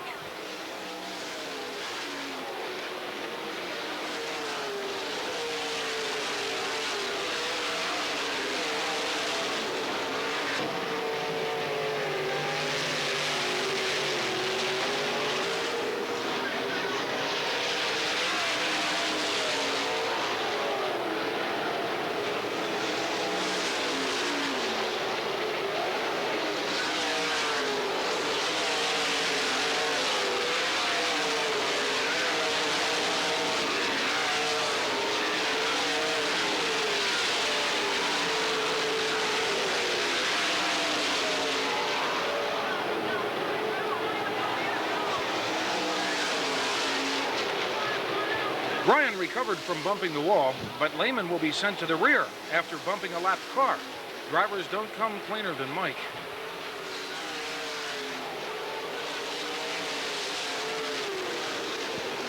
Controversy reigns. The restart. But a red flag for an uninjured Judge Shepard gives Mike time to do a little grandstanding. It's likely the loudest crowd reaction in the history of cars. Winner Seidel had nothing to do with any of this and minces no words after being booed in victory lane. Brian, a lot of excitement out here tonight under that red flag. What was going through your mind? I really didn't know that. Last 2 nights I run 2 of the most bizarre races of my life. Last night I started 9th and ended up on the pole, and tonight, I don't know, I was dueling for the lead and I jumped the cushion, put it in the wall, and we were giving a 95 car a good run until that point, and then he was back ahead. I don't really know what happened. I don't know what the call was on his behalf. I see Reed here, we got a couple thousand judges. I don't know, I won, I don't really give a shit, so I'm gonna take my money and go home. Lance Young over top of John Eldrith. July 6th. Over 70 triple sanctioned 360 sprints are at Selinsgrove. The green Orfield Auto Parts number 19 of Rick Koenig followed the 84 of Craig Keel until taking over on the 19th lap to win the URC Empire Super Sprint Challenge. I don't know what you did different tonight than the last time you were here, but tonight you just had her dialed in from word go. Well, we've been struggling most of the year with motor. Finally, I think we found where it needs to be. Yeah, you sure did. The heat race, you dominated that, and then got a couple chances at the start of that, and then in the feature, took you a while, but you and the Cricket just nose to tail around this speedway. Didn't look like you slowed at all through traffic and really put on a good show. No, Craig's a great guy to follow. That's why I chose to follow him for a while. I figured maybe I could learn something. So I just hung back there for a while. When I saw he was getting loose coming off the corner, I figured, well, now's the time to get going. Mike Lehman from Mannheim in the Bill Henderson-owned number 95 gets even, working the lead from the 23 of Doug Ressler during the car's Armaclad feature. Mike, congratulations, and this is the way you like to celebrate on the front stretch. Yeah, they're not going to take this one away from me. We had them beat up Penn National, and they kind of robbed us, so we won here, kick their asses. Well, I guess that's the way you could put it. We don't like to stir up any bad memories. It was a tough situation the other night. This car just is working super right now. Yeah, I got to thank my dad and Bill Henderson. Them guys work with me, and I just kind of walk around the pits doing nothing, you know, and Scott Kaufman with Scott's Automotive Machine. We had the car working pretty good. I'm a little uncomfortable at this racetrack, and Bill's like, just go out. He said, if you crash it, you crash it. If not, we'll go from there, so. July 7th, Darrell Schaeffer in the Greenwood Nursery Sprint Car Magazine number 6 takes the front position from Dave Berkheimer at Susquehanna. Keith Krutman's attempt at leading meets with poor results. It's the first of 2 Susky wins this season for Darrell. How has your season been going so far on the tour? Pretty decent, you know. Well, you're never doing as good as you like to be unless you're on top. But it's going pretty good, you know, overall. No, could be a little better, but could be a whole lot worse too. So you got to look at that. The sprinters are continuing their Speed Week series tonight at Susky.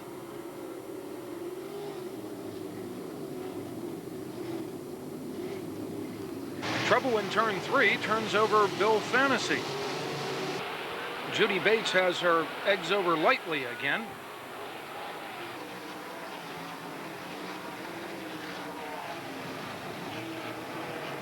Someone tell Dave Callman to stop. The red is out. The time trial inversion was just 4th, with Chris Ace leading off of the pole. Chris was in control of the 30-lapper until the 16th lap, when lap traffic was the 17's downfall. Fast timer Billy Pouch inherited the lead for his 2nd career Susquehanna win. Rod Straub hams it up at Selinsgrove and the Speed Week finale. It's July 8th. Keith Kaufman leads the feature, along with the Speed Week point standings. A 2-car tangle turns into a 3-car tangle when Keith joins in. Keith Kaufman would rally back for the points championship, but it's 2 wins in a row for Billy Pouch. For years, Lincoln Speedway has been home track for the fast sprint car drivers known as the Hanover Gang.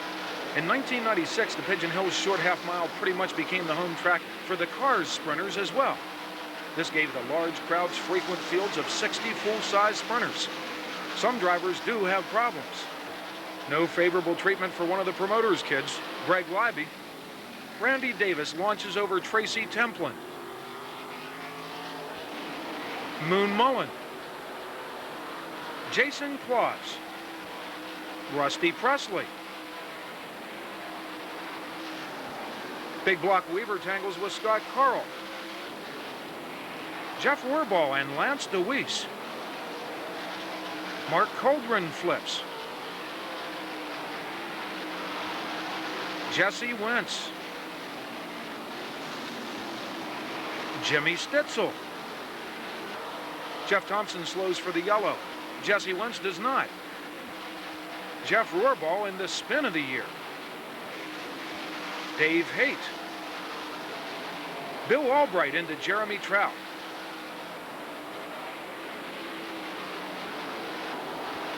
Rusty Presley into Tracy Templin. Brooke Weibly. Denny Garl.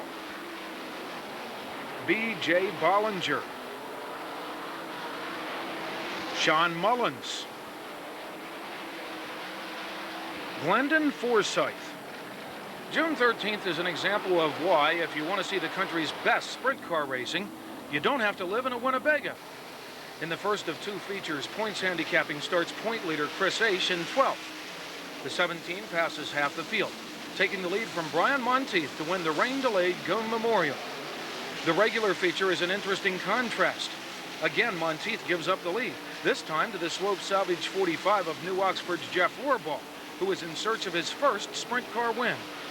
Jeff holds off Bill Bryan as Ace makes it only to third this time. Well, you've been close many, many times. Yeah, we were down in Susky last week, and the lap car took Chris out, and I was joking with him. I said, what happened to that lap car tonight in the first one? But I don't know. I just don't know what to say. I'm so happy, I tell you. Well, you know, you like to, when you get your first career win, you like to do it when everybody's running. Billy was giving you fits there trying to get by, and Chris was right behind him, and you know both those guys were fast. Yeah, I think I had the line. I mean, we started getting loose with about 6 to go, but I guess I'm glad Freddie wasn't here tonight. I mean, he usually beats me when we're leading, but we've been struggling. We've been getting better, but hopefully this will turn us around. I mean, this will bump the point average up a little bit. We'll have to start a little further back, but, you know, we played the game as long as we could, and finally we got one. July 14th. In Central PA, Sunday night is sole property of the Modifieds at Penn National. Eric Pinkerton gets over Craig Von Dorn and tears down some fencing. A half-hour delay, but at least the food is good.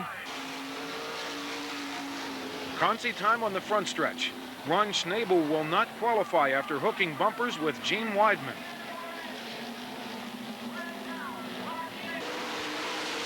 Let's go feature racing.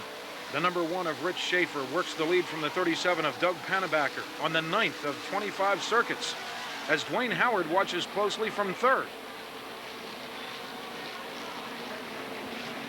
Pennebaker spun as Schaeffer and Howard race for first until the 18th lap, when Schaeffer breaks his suspension and slows wide. Ole's Dwayne Howard goes on to be the 11th different feature winner this season at Penn National. It's Dwayne's first Penn National win in 3 years. July 19th, Williams Grove. The incomparable wisdom of Sammy Green. 28 410 sprinters fill the pits. Bob Bennett is the victim of a botched slide job by Steve Siegel.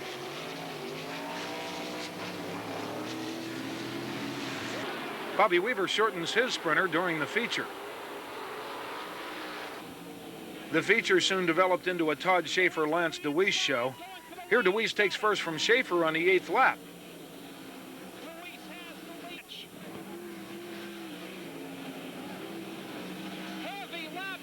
In front of the leaders now.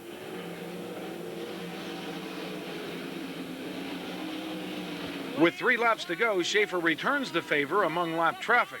The regular feature win is worth $3,000. This is Celine. Tell us about her. Oh, this is my daughter. I'm pretty proud of her. Tell them who won tonight. Dad. Dad, for sure. The first heat for the 25-car field of 358 sprinters. Don Wolf injured his back and had to sit out the rest of the racing season. Second-generation racer Scott Heisey is uninjured.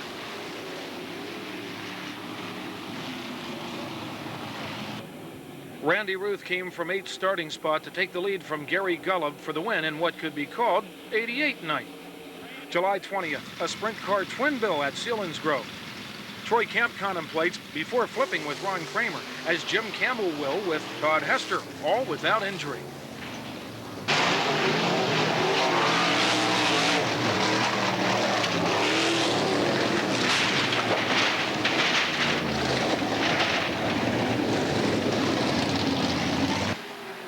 Fred Raymer came from 10th for the regular sprint win, but this tangle during URC qualifying with the 33 of Frank Liato will force Raymer to start 20th. Kramer Williamson was leading when his engine went sour. The restart flipped Craig Keel, and the feature was called complete with just 14 laps in, as Selinsgrove once again has scheduled more racing classes than it can handle. Raymer had advanced all the way to third, but we'll never know, as Danny Jones inherits the United Racing Club sprint car win. July 24th, the Super Sportsmen make their annual midweek appearance at Port Royal. The sprint car regulars are also pit-side. Racing is seldom conducted in taxpayer-funded municipal stadiums. Racetracks often evolve over decades from the hard work, effective handsmanship, and perseverance of those who love the sport. Tom Hacksaw performs the popular over-the-tower into the wall maneuver. Especially under the lights, racetracks seem to glow with a living aura all their own. Nowhere is this more the case than the rustic Juniata County Fairgrounds Oval here at Port Royal.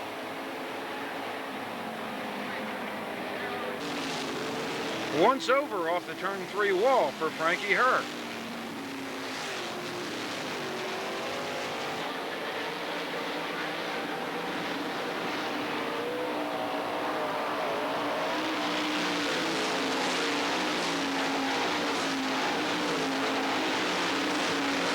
Keith Krutzman from Reading in the Critter Aid Pet Store number 28 will slip by leader Dave Berkheimer on the outside on the 6th lap.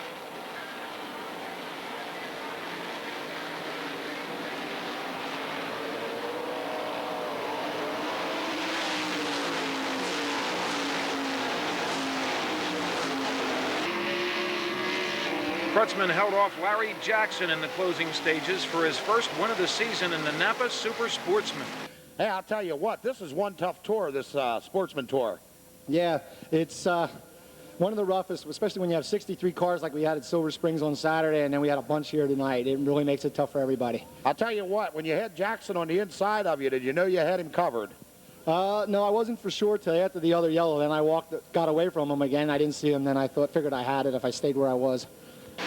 The sprints are less dramatic, as Lance DeWeese seems to have a knack for winning the pole when the lineup is by draw. I just don't understand how we have a point show and also draw for starting spots. I don't understand that, but it worked out to our advantage. July 26th, Williams Grove. Another win for Lance DeWeese. His battle along the way with the Red Racer of Bill Bryan speaks for itself. Billy Bryan back in front as they head into the first corner. DeWeese tries the inside on the backstretch and drives by Billy Bryan. We have a new race leader. Bryan takes the lead back and forth. DeWeese on the inside now. Drives back in front. DeWeese your leader with 16 down. Bryan slides back in front of him off the second corner. DeWeese takes the lead on the backstretch. Lance tries the middle. Bryan down low. Lance will lead lap 17. DeWeese out in front now on the 461. The 358 car count hits a high of 28 tonight. Button in tight, Bert Shoup. Feature time. The 22 of Mark Plummer slips under Denny Garl and is the new leader.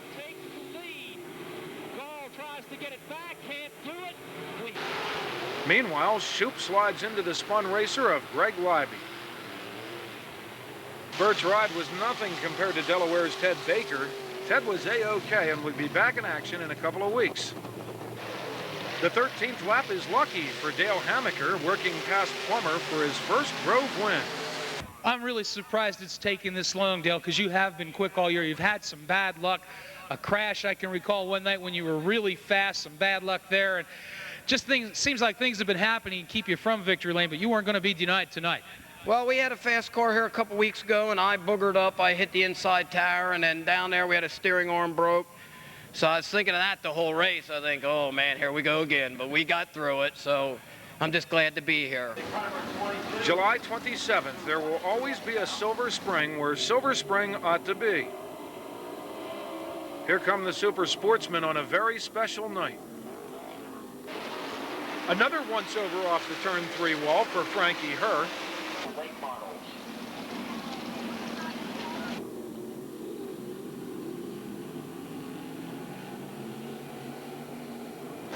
Middletown's John Yinger, driving his self-supported number 15, picks up his first win in over a decade with ease. I'll tell you what, you're certainly no stranger to victory lane here at Silver Spring. 8 career wins. This makes it number 9. How does it feel? It's about time. It's damn close to about time. Now the treat. Liberated Super Sportsman. Nobody wants this more than Steve Cerniak. Calm down, Steve. Chris Reed is another victim of the 10 o'clock time trials. Despite having the deck stacked against it with a heads-up start from time trials, the wingless 20-lapper was a highlight of the highlights of the year. Donnie Beaver, number 10, battles with Bob Fantasy, number 1, early on. Mechanicsburg's Howie Locke in the Bittner Motorsports number 12 takes over second from Fantasy. The real race cars ran the feature non-stop. The final lap stars Beaver, Locke, plus the number 3 of Larry Jackson, and needs no description.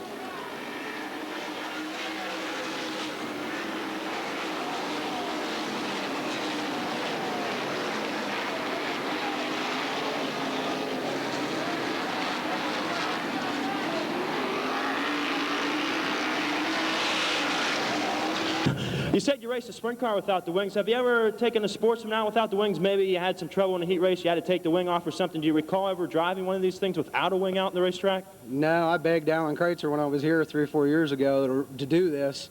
And, man, I'm glad he did. I hope it was exciting for the fans because it was sure as hell exciting for me. July 30th, there's nearly $30,000 on the line as Billy Pouch duels with the number 7 of Jimmy Carr at Lernerville's 5th annual Silver Cup Don Martin Memorial. The first lap of the feature. Pouchy, nursing a broken hand, finishes last. Mark Kinzer, number 5, set fast time, etc., and started on the pole, leading every lap. Here, Mark races through lap traffic ahead of his closest challenger, Dave Blaney, number 10. Greg Hodnett buttons tightly into his red number 11 for time trials as the Johnson gang comes to Williams Grove on Thursday night, August 1st. Andy Hillenberg's problems occurred during the 20-lap preliminary night feature. The King is back. Steve Kinzer came from second to pass pole sitter Keith Kaufman, number 12, on the 6th lap. Button-in tight Jeff Shepard as the big money is on the line on Friday night. Here Jeff gets together with Todd Schaeffer during the feature. It's Todd's second first-turn home run of the season. Steve Kinzer started on the pole, but cousin Mark ran him down, taking over with 3 laps to go for his 17th win of the Copenhagen Series. August 3rd. Perpetual point champ of the Silver Spring Grader Division is Alan Kreitzer. Here Alan puts her into turn 1, getting the show started on time after showers. Jim Shuttlesworth will return to win the late model feature after this wild ride during a Super Sportsman heat race. Paul Troutman, number 16, takes the feature lead from the bouncing 59 of pole sitter Steve Wilbur. Defending point champ Danny Hager, number 93, comes all the way from 13th starting spot to the lead on lap 12.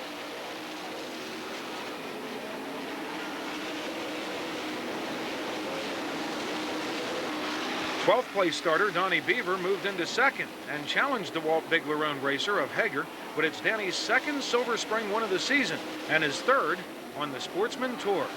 Danny, it's been a while, but you got the jump done tonight. I tell you what, this track was real tough tonight for the heats and everything. The weather's really messing with Alan this week on it. And then the race, it was really tough too. Donnie Beaver, he come up to it, and I mean, he was there. I couldn't afford to make a mistake. I didn't need that last yellow, I swear I didn't. After all these years, do you still get nervous on those restarts, especially while you're leading? Yeah, it's been a pretty tough year for us, and I haven't won that many races, and when I get to the front, I hate to be passed. Lemoyne's Tom Leach, number 30, makes history as the first Armor-clad cars feature leader at Silver Spring. Tom did lose the lead briefly among lap traffic to Kevin McNew.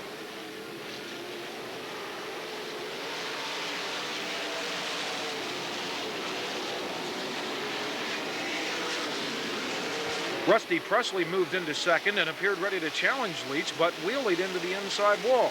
This helped Leach score his first Cars win. First career win, this has to be a highlight for you, and then coming here at Silver Spring, the first time you guys have ever been here, how does that feel? Oh, it feels great. I couldn't have picked a nicer track. I mean, the track was really nice tonight, a little dry, but it was really nice. The car, I had a handful with the car all night long, but we're real pleased with it. Congratulations, Tom. Thank you. Meanwhile, over at Lincoln, Bobby Weaver in his own letter X holds a slim lead over the 66 of Bobby Fletcher.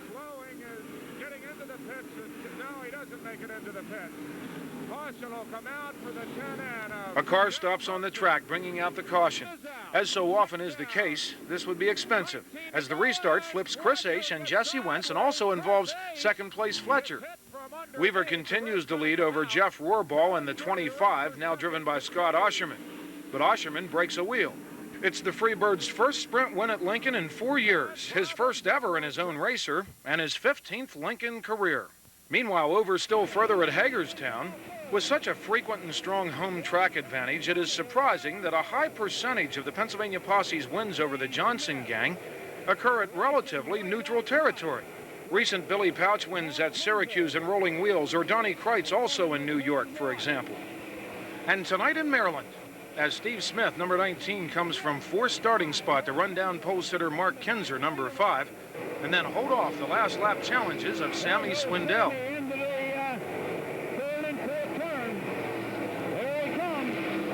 Sunday night, things were back under control as Sammy started on the pole and led every lap. The best father and son racers in the history of sprint cars, Steve and Stevie Smith. August 5th, Grandview. The time trials combined with a zero invert produced the nearly perfect sprint car race. Sammy Swindell started second and stayed there. Steve Kinzer started third and stayed there. Jack Howdenshield started fourth and stayed there. In the top 5, only Johnny Herrera annoyed the scores with his advancement from 6th to a 5th place finish. Oh yes, and with 23 wins on the season already, it was Mark Kinzer starting on the pole. He stayed there. Jeff Thompson, driver of the red number 10, pulls his helmet on tight for August 9th 410 sprint car racing at Williams Grove. In search of his first sprint car win ever, Jeff leads the first several laps until the 5 of Mark Richard, in search of his first win of the year, slips past on the outside. Note Billy Pouch already passed 7 cars and is now in 3rd. Will Kramer made a strong move into 4th, but paid a high, literally high, price. Late in the race, Richard is still leading when his second pass of former leader Thompson produces contact. Although Pouch raced past the tangling pair, Richard never stopped, and the red flag conditions allowed the number 5 to be restarted on the front. Richard led until catching a cushion on that phenomenal Williams Grove last lap. The bobble is just what Pouchy's been waiting for, and this time the pass sticks. Second-generation racer Donnie Condren is another future star beginning his career in the 358s. The fog, which eventually postponed the limited feature, was a little too late to save Donnie some wing damage. August 10th, Lincoln. Where's the national TV coverage when there's something to show? Cliff Bryan, number 16, takes the favored position from the 43 of Larry Shive as a non-stop 25-lap battle for first gets underway. Jeff Thompson from farther back and Chris Ace, 17, from way back make it 3 ways.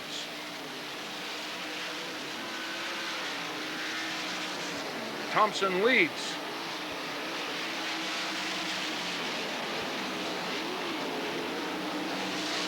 Ace is second. Thompson and Ace now approaching lap traffic with 4 laps to go.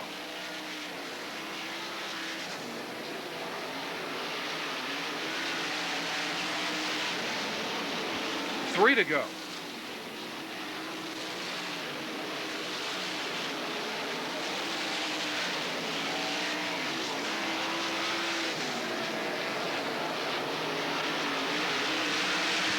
Two to go. Mission accomplished for Chris H. 7 times. Who would have thunk it? 7 wins already. Well, you know, we were starting 12th, and the way we ran in our heat, I thought our chance was going to be pretty dim. Jeff Thompson drove one heck of a race, and he was pushing me right to the end, and my hat's off to him and his whole crew, because he done a real good job tonight. The Knoxville Nationals. National TV coverage, sprint car racing's biggest crowd, biggest purse, biggest pit count, not to mention one of the best facilities and racing surfaces. Out of controllers include Jeff Haynes from here in Iowa, Max Dumsney from Australia, Donnie Schatz, North Dakota, the triple of Sid Blanford, Colorado, Tommy Scott, Illinois, and Robert Jackson, Australia. Also Dion Hindy from New Mexico and Greg Hodnett from Tennessee.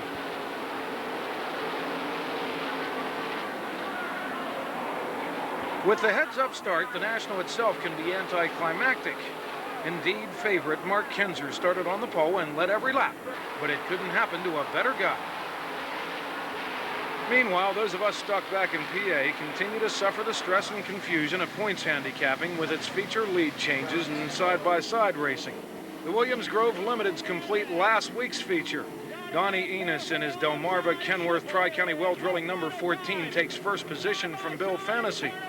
The race ends with Donnie and Dale Hammaker going at it tooth and nail. It's Donnie from Delaware's first Central PA win. Did you realize that Dale Hammaker was right behind you and he even pulled alongside of you down there in 3 and 4? Yeah, I seen the white car. I didn't know who exactly it was. I haven't raced against him that much, but all those guys are they're good racers. You don't have to worry about them leaning on you or whatever. You can wheel to wheel or however you want to do it. Regular limited action tonight, August 16th, features a hard flip by Eric Ritter during the consi.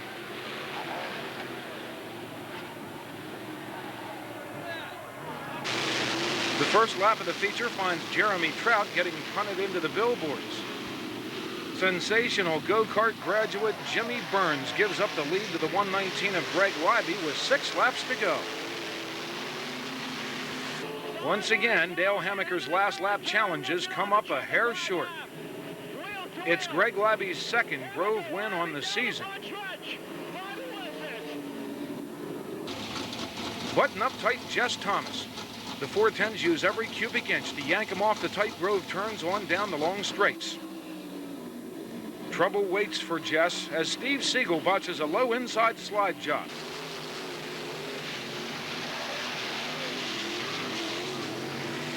Everyone is okay.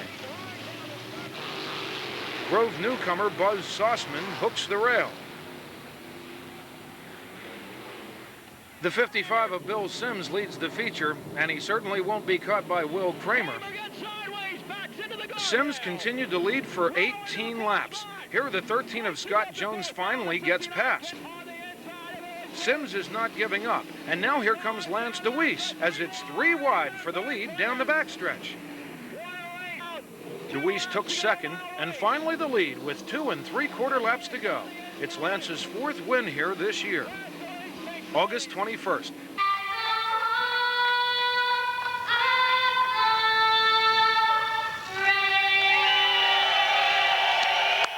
The Eastern Wingless Sprints of America get the green for their 2nd event in history, both here at Grandview.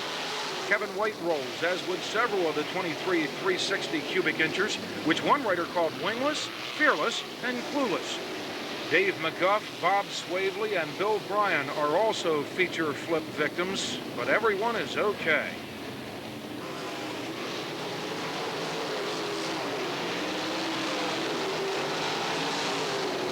The feature would be cut from 25 to 20 laps. John Eldrith in the Eldrith Construction number 25 used one of the restarts to move under Kurt Michael and onto the exciting Grandview victory lane.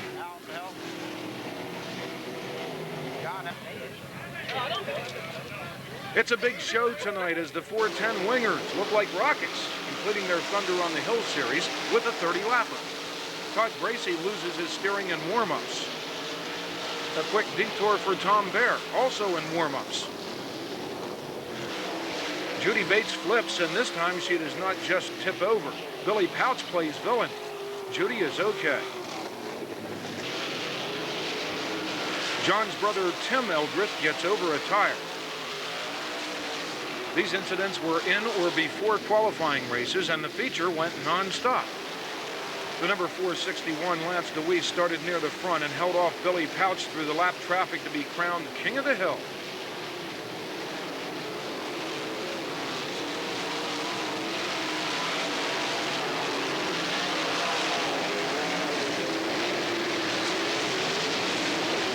Hey, Bob, don't forget to spray the driver, too.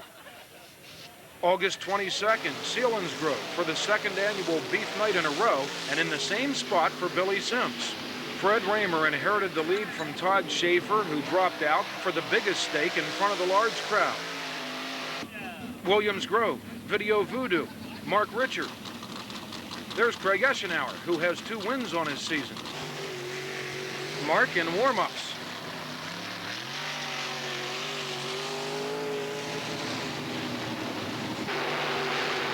Craig in heat race action.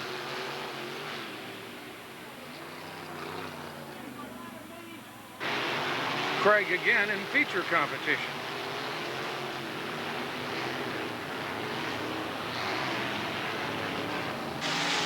August 23rd includes twin 20 features for the Grove regulars. Feature number 1. Bob Bennett is the story as his red racer holds off those formidable inside challenges of Donnie Kreitz's turquoise number 69. Kreitz fades a little as the number 1 of Billy Pouch moves into 2nd. Billy Pouch has taken 2nd.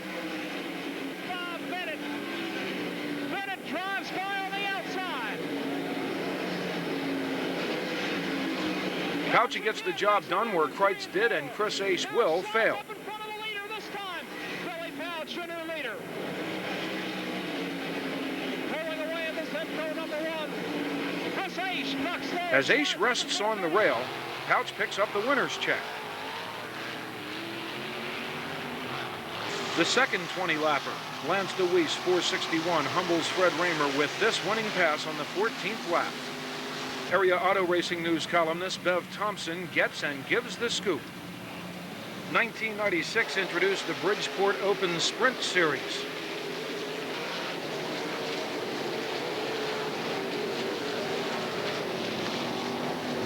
Glenn Clark is okay in warm-ups. Jeff Taylor's racer is destroyed after steering failure on a cool-down lap. Kevin Gobrecht's problems began before he got to the feature green. Only Cliff Bryan flipped under full racing conditions. The purse is outstanding for 25 laps. The August 26 feature was worth $5,000 to Fred Raymer, a very popular winner here in modified country. August 29th, the All-Stars are back at Port Royal.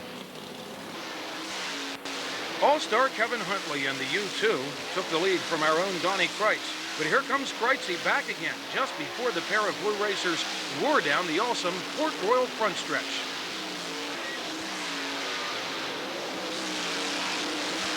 Huntley faded, and the 88 of Todd Schaeffer finishes second, a close second, but it's world-class Frisbee tosser Donnie Kreitz in victory lane. Played out here. August 31st and the Port Royal regulars. The 55 of Mike Wagner wins out in this lead duel with Clinton County champ Darrell Steimling. But soon to appear is the Penn's Motorsports Bomberger number 5, as driven by Rod George. No, Rod is not a Martian. He's from Katanning, Pennsylvania.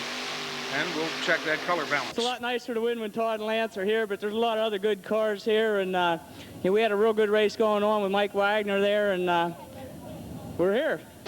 September 1st, only one driver would flip tonight as the URC-oriented EWSA is back at Grandview. Dean Bush got right back into the heat. Sam Ross, number 22, and Rick Koenig go at it for the lead during the 25-lap 2,000 to win feature event. We told you only one driver flipped, but he did it twice. Dean is once again okay, but this time the car owner doesn't want to hear any, at least there isn't any wing damage jokes.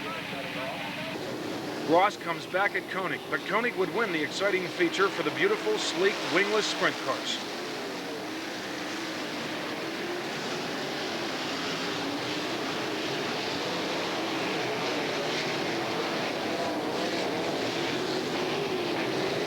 A last lap shoving match between Glenn Fitzcharles and Bill Bryan found their car owners paying a price after the checker. Labor Day, everyone's favorite tradition, and the only fair race left on the circuit. First, we say hello to Curly, Floppy, and Pinky Twisty Tail at the Juniata County Fair before heading into Port Royal Speedway for the afternoon classic. Rick Hench, now in the Dietrich Racer, is joined by Tony Greener. The Classic is not known for passing, and when Lance DeWeese drew the pole, it ensured a Port Royal favorite in victory lane. After the Classic, a quick visit with Mr. Twisty Tail before we're 35 miles up Route 35 to Selinsgrove, where Billy Sims leads the feature. Up from the micros, Tyson Thomas spins the Boritz backup racer. This would be bad news for leader Sims. Keith Kaufman, 12, inherited the lead and held off Chris H. in the Jack Gunn Memorial. Both drivers are okay.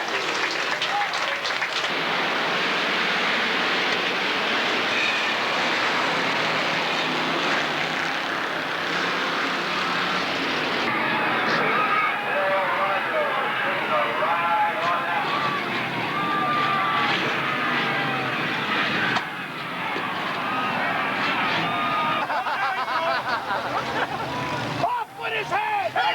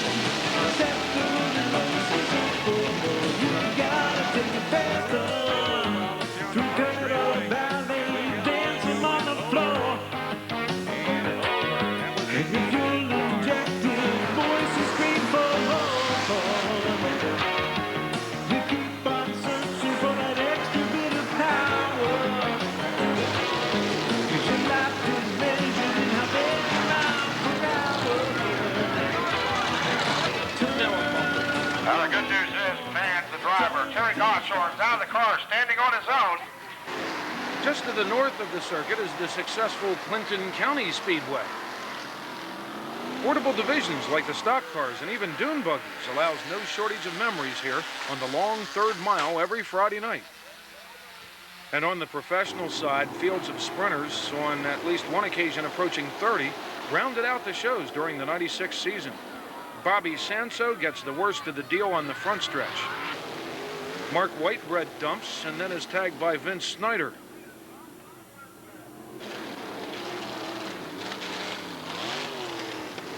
Everyone is picking on Mark today.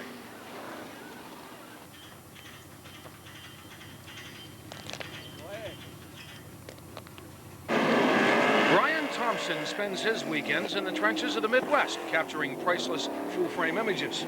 Like many with equal access to both winged and non-winged racing, the Illinois school teacher says wingless is real racing. Here's Spills and Thrills, courtesy of Brian and his trusty camera.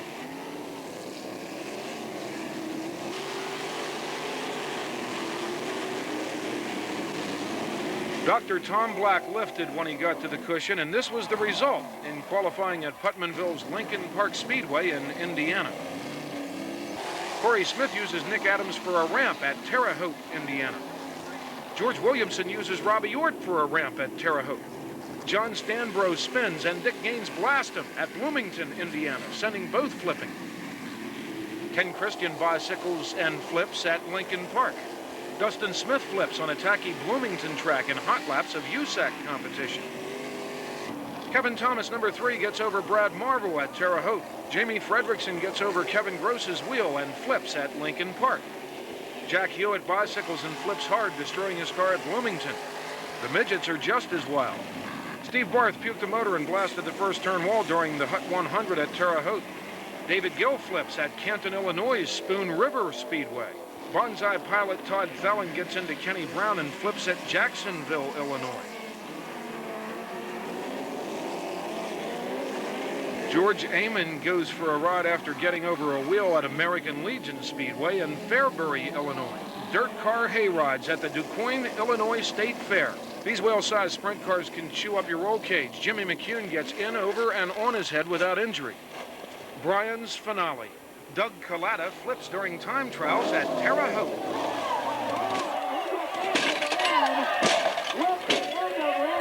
Mark Meeks is the cameraman at Manzanita Speedway in Arizona. Chris Ryan is okay after his spill in Sprint Car Racing Association competition on the Big Half Mile. Likewise, Keith Watkins in the Arizona Sprint Car Association. Steve Sussex walked away from this unreal ride down the back chute. September 14th, 43 wingless wonders as USAC is back at the Grove. Troy Fraker's warm-up spill will be followed by those of John Heidenreich and Mike Wagner in time trials.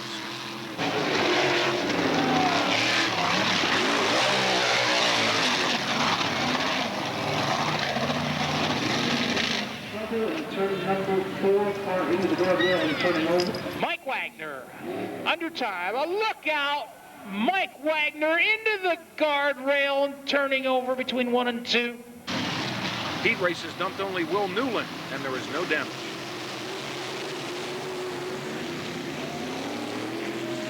Bert Shoup toughs one out in the B main. The feature is 30 laps. Our own Billy Pouch leads the wide groove of winglessness on the start. Trouble in turn 2 for Chris Aish and Brad Marvel. Winglessness does have its dark side. Veteran Marvel suffered the most serious injury of the year at the Grove. Although a complete recovery is predicted, there is crushed vertebrae, and Brad is expected to call it a career. Pouch actually prefers wingless racing, but realizes that he has missed the setup as Tony Elliott, number 57, takes over on the second lap. After dropping Pouch to third, the 69 of Dave Garland rides the cushion into the lead on lap 9. The race continued under green until lap 18 when Dave Haight survives his first flight without the parachute. The red gave Pouch his chance to make a needed adjustment, the restart, and now the leader is in the fence. Billy again tries to drive through the middle. Now slides. The final restart. Pouch makes the winning pass before driving away. Even more impressive than Pouch's win may have been watching Lance DeWeese quickly learning how to really steer a sprint car. Superman Lance started 20th in only his second wingless start. And here he is taking second from Elliott with less than 2 laps to go. Only 2 Pennsylvania Posseers finished, but they were first and second. It's a shame such a small crowd witnessed the most interesting show of the year at the Grove.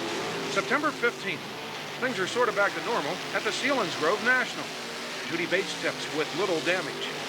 Fred Raymer wound up starting on the front row after time trials, taking the lead from fellow front row starter Randy Wolf, number 75, for the win, which was worth over $8,000. Port Royal thrills. Dave Hahn in the classic off the rail, 1 1/4. Rod George in the classic off the rail over twice.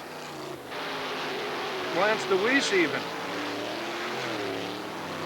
Steve Kennewell in the classic off the rail endo.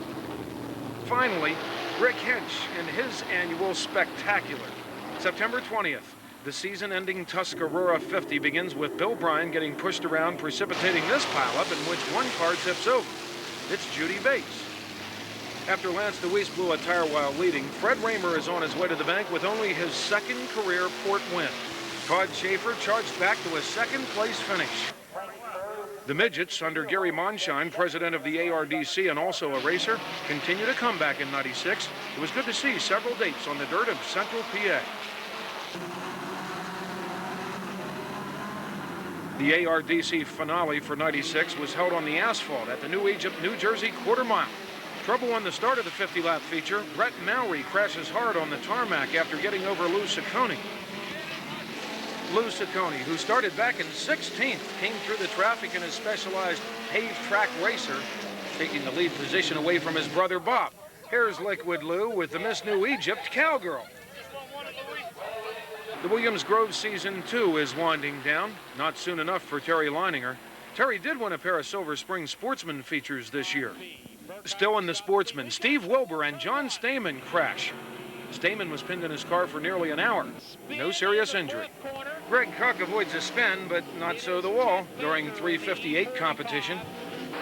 Mark Richard parks atop a topsy-turvy Will Kramer. When Tom Hacksaw left the Speedway in his Super Sportsman on September 20th, he became the 18th and final Williams Grove home run of '96. October 4th and 5th, the Williams Grove National Open. Mark Richard might be glad to see this season end after being shown the rail on another hard crash.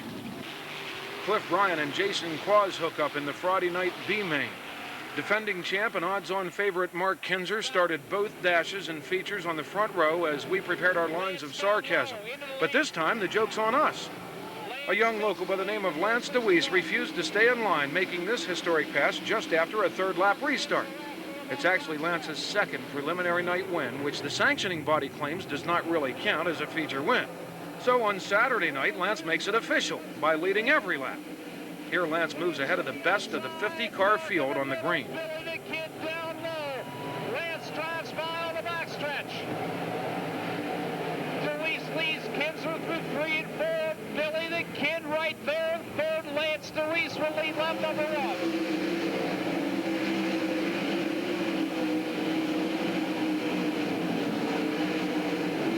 Slingshots off the corner to maintain the lead. Kinzer right behind him now. The Pennsylvania posse never looked better as Billy Pouch, number 1, moves into second, past Mark Kinzer, number 5.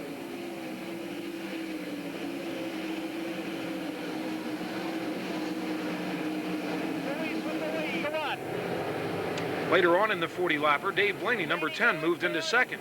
And on the first restart, with 38 laps down, actually passed DeWeese by getting the jump. It appeared that DeWeese would take back the lead, but the yellow is out again, and we'll never know. Lance restarted in front and was quicker on 2 more restarts, allowing Blaney no more openings. On the final restart, Blaney's engine went smoky sour, but he would hold on for a 4th-place finish. As Lance now holds off that other Kinzer for the win, Pouchy finishes 3rd, Blaney 4th, and Mark Kinzer, after setting fast time, a disappointing 5th. The Walt Dyer team collected more than $35,000 for 2 nights' winnings. I just like to thank you fans for coming out and supporting us on these cold evenings. And I know this is what you fans come to see. Hopefully one of us locals be able to, win against these guys. And I tell you what, we did it tonight. But I tell you what, these guys are the best in the business. And when you beat them, you're beating the best. And, I mean, they're real tough. And after the dash, we wasn't real good. And we made some changes. And for the feature, it was pretty good there until late. And we're late, as we leave you with a few scenes from the micros until the tape runs out. Cameramen are Jeff Hall and Fred Klunk. Port Royal, Clinton County, and Selinsgrove scenes courtesy of Rusty Clark's Video, Lewistown. Call Rusty at 717-248-1935. Also a big thanks to Sports Plus Video. Full race coverage of Williams Grove, Lincoln, Hagerstown, and more are available at 301-223-7318. And then there's Todd Oakletree, videographer of the All-Stars, at 410-544-3691. Need for Speed, performed and written by Dave Zortman of York, PA. Thank you to all the racetrack personnel and announcers for, once again, their 101% cooperation. Special thanks to Claire. In-car camera, courtesy of James Robinson Associates, Toronto. Additional footage thanks to Jim Murdoch, Williams Grove and Port Royal champ Lance DeWeese, Selinsgrove Point champ Joey Borich, Lincoln Point champ Chris H., Silver Spring Point champ John Stoner. Until next year, this is Wayne Harper. So long for now from the traffic jams of Dauphin, PA.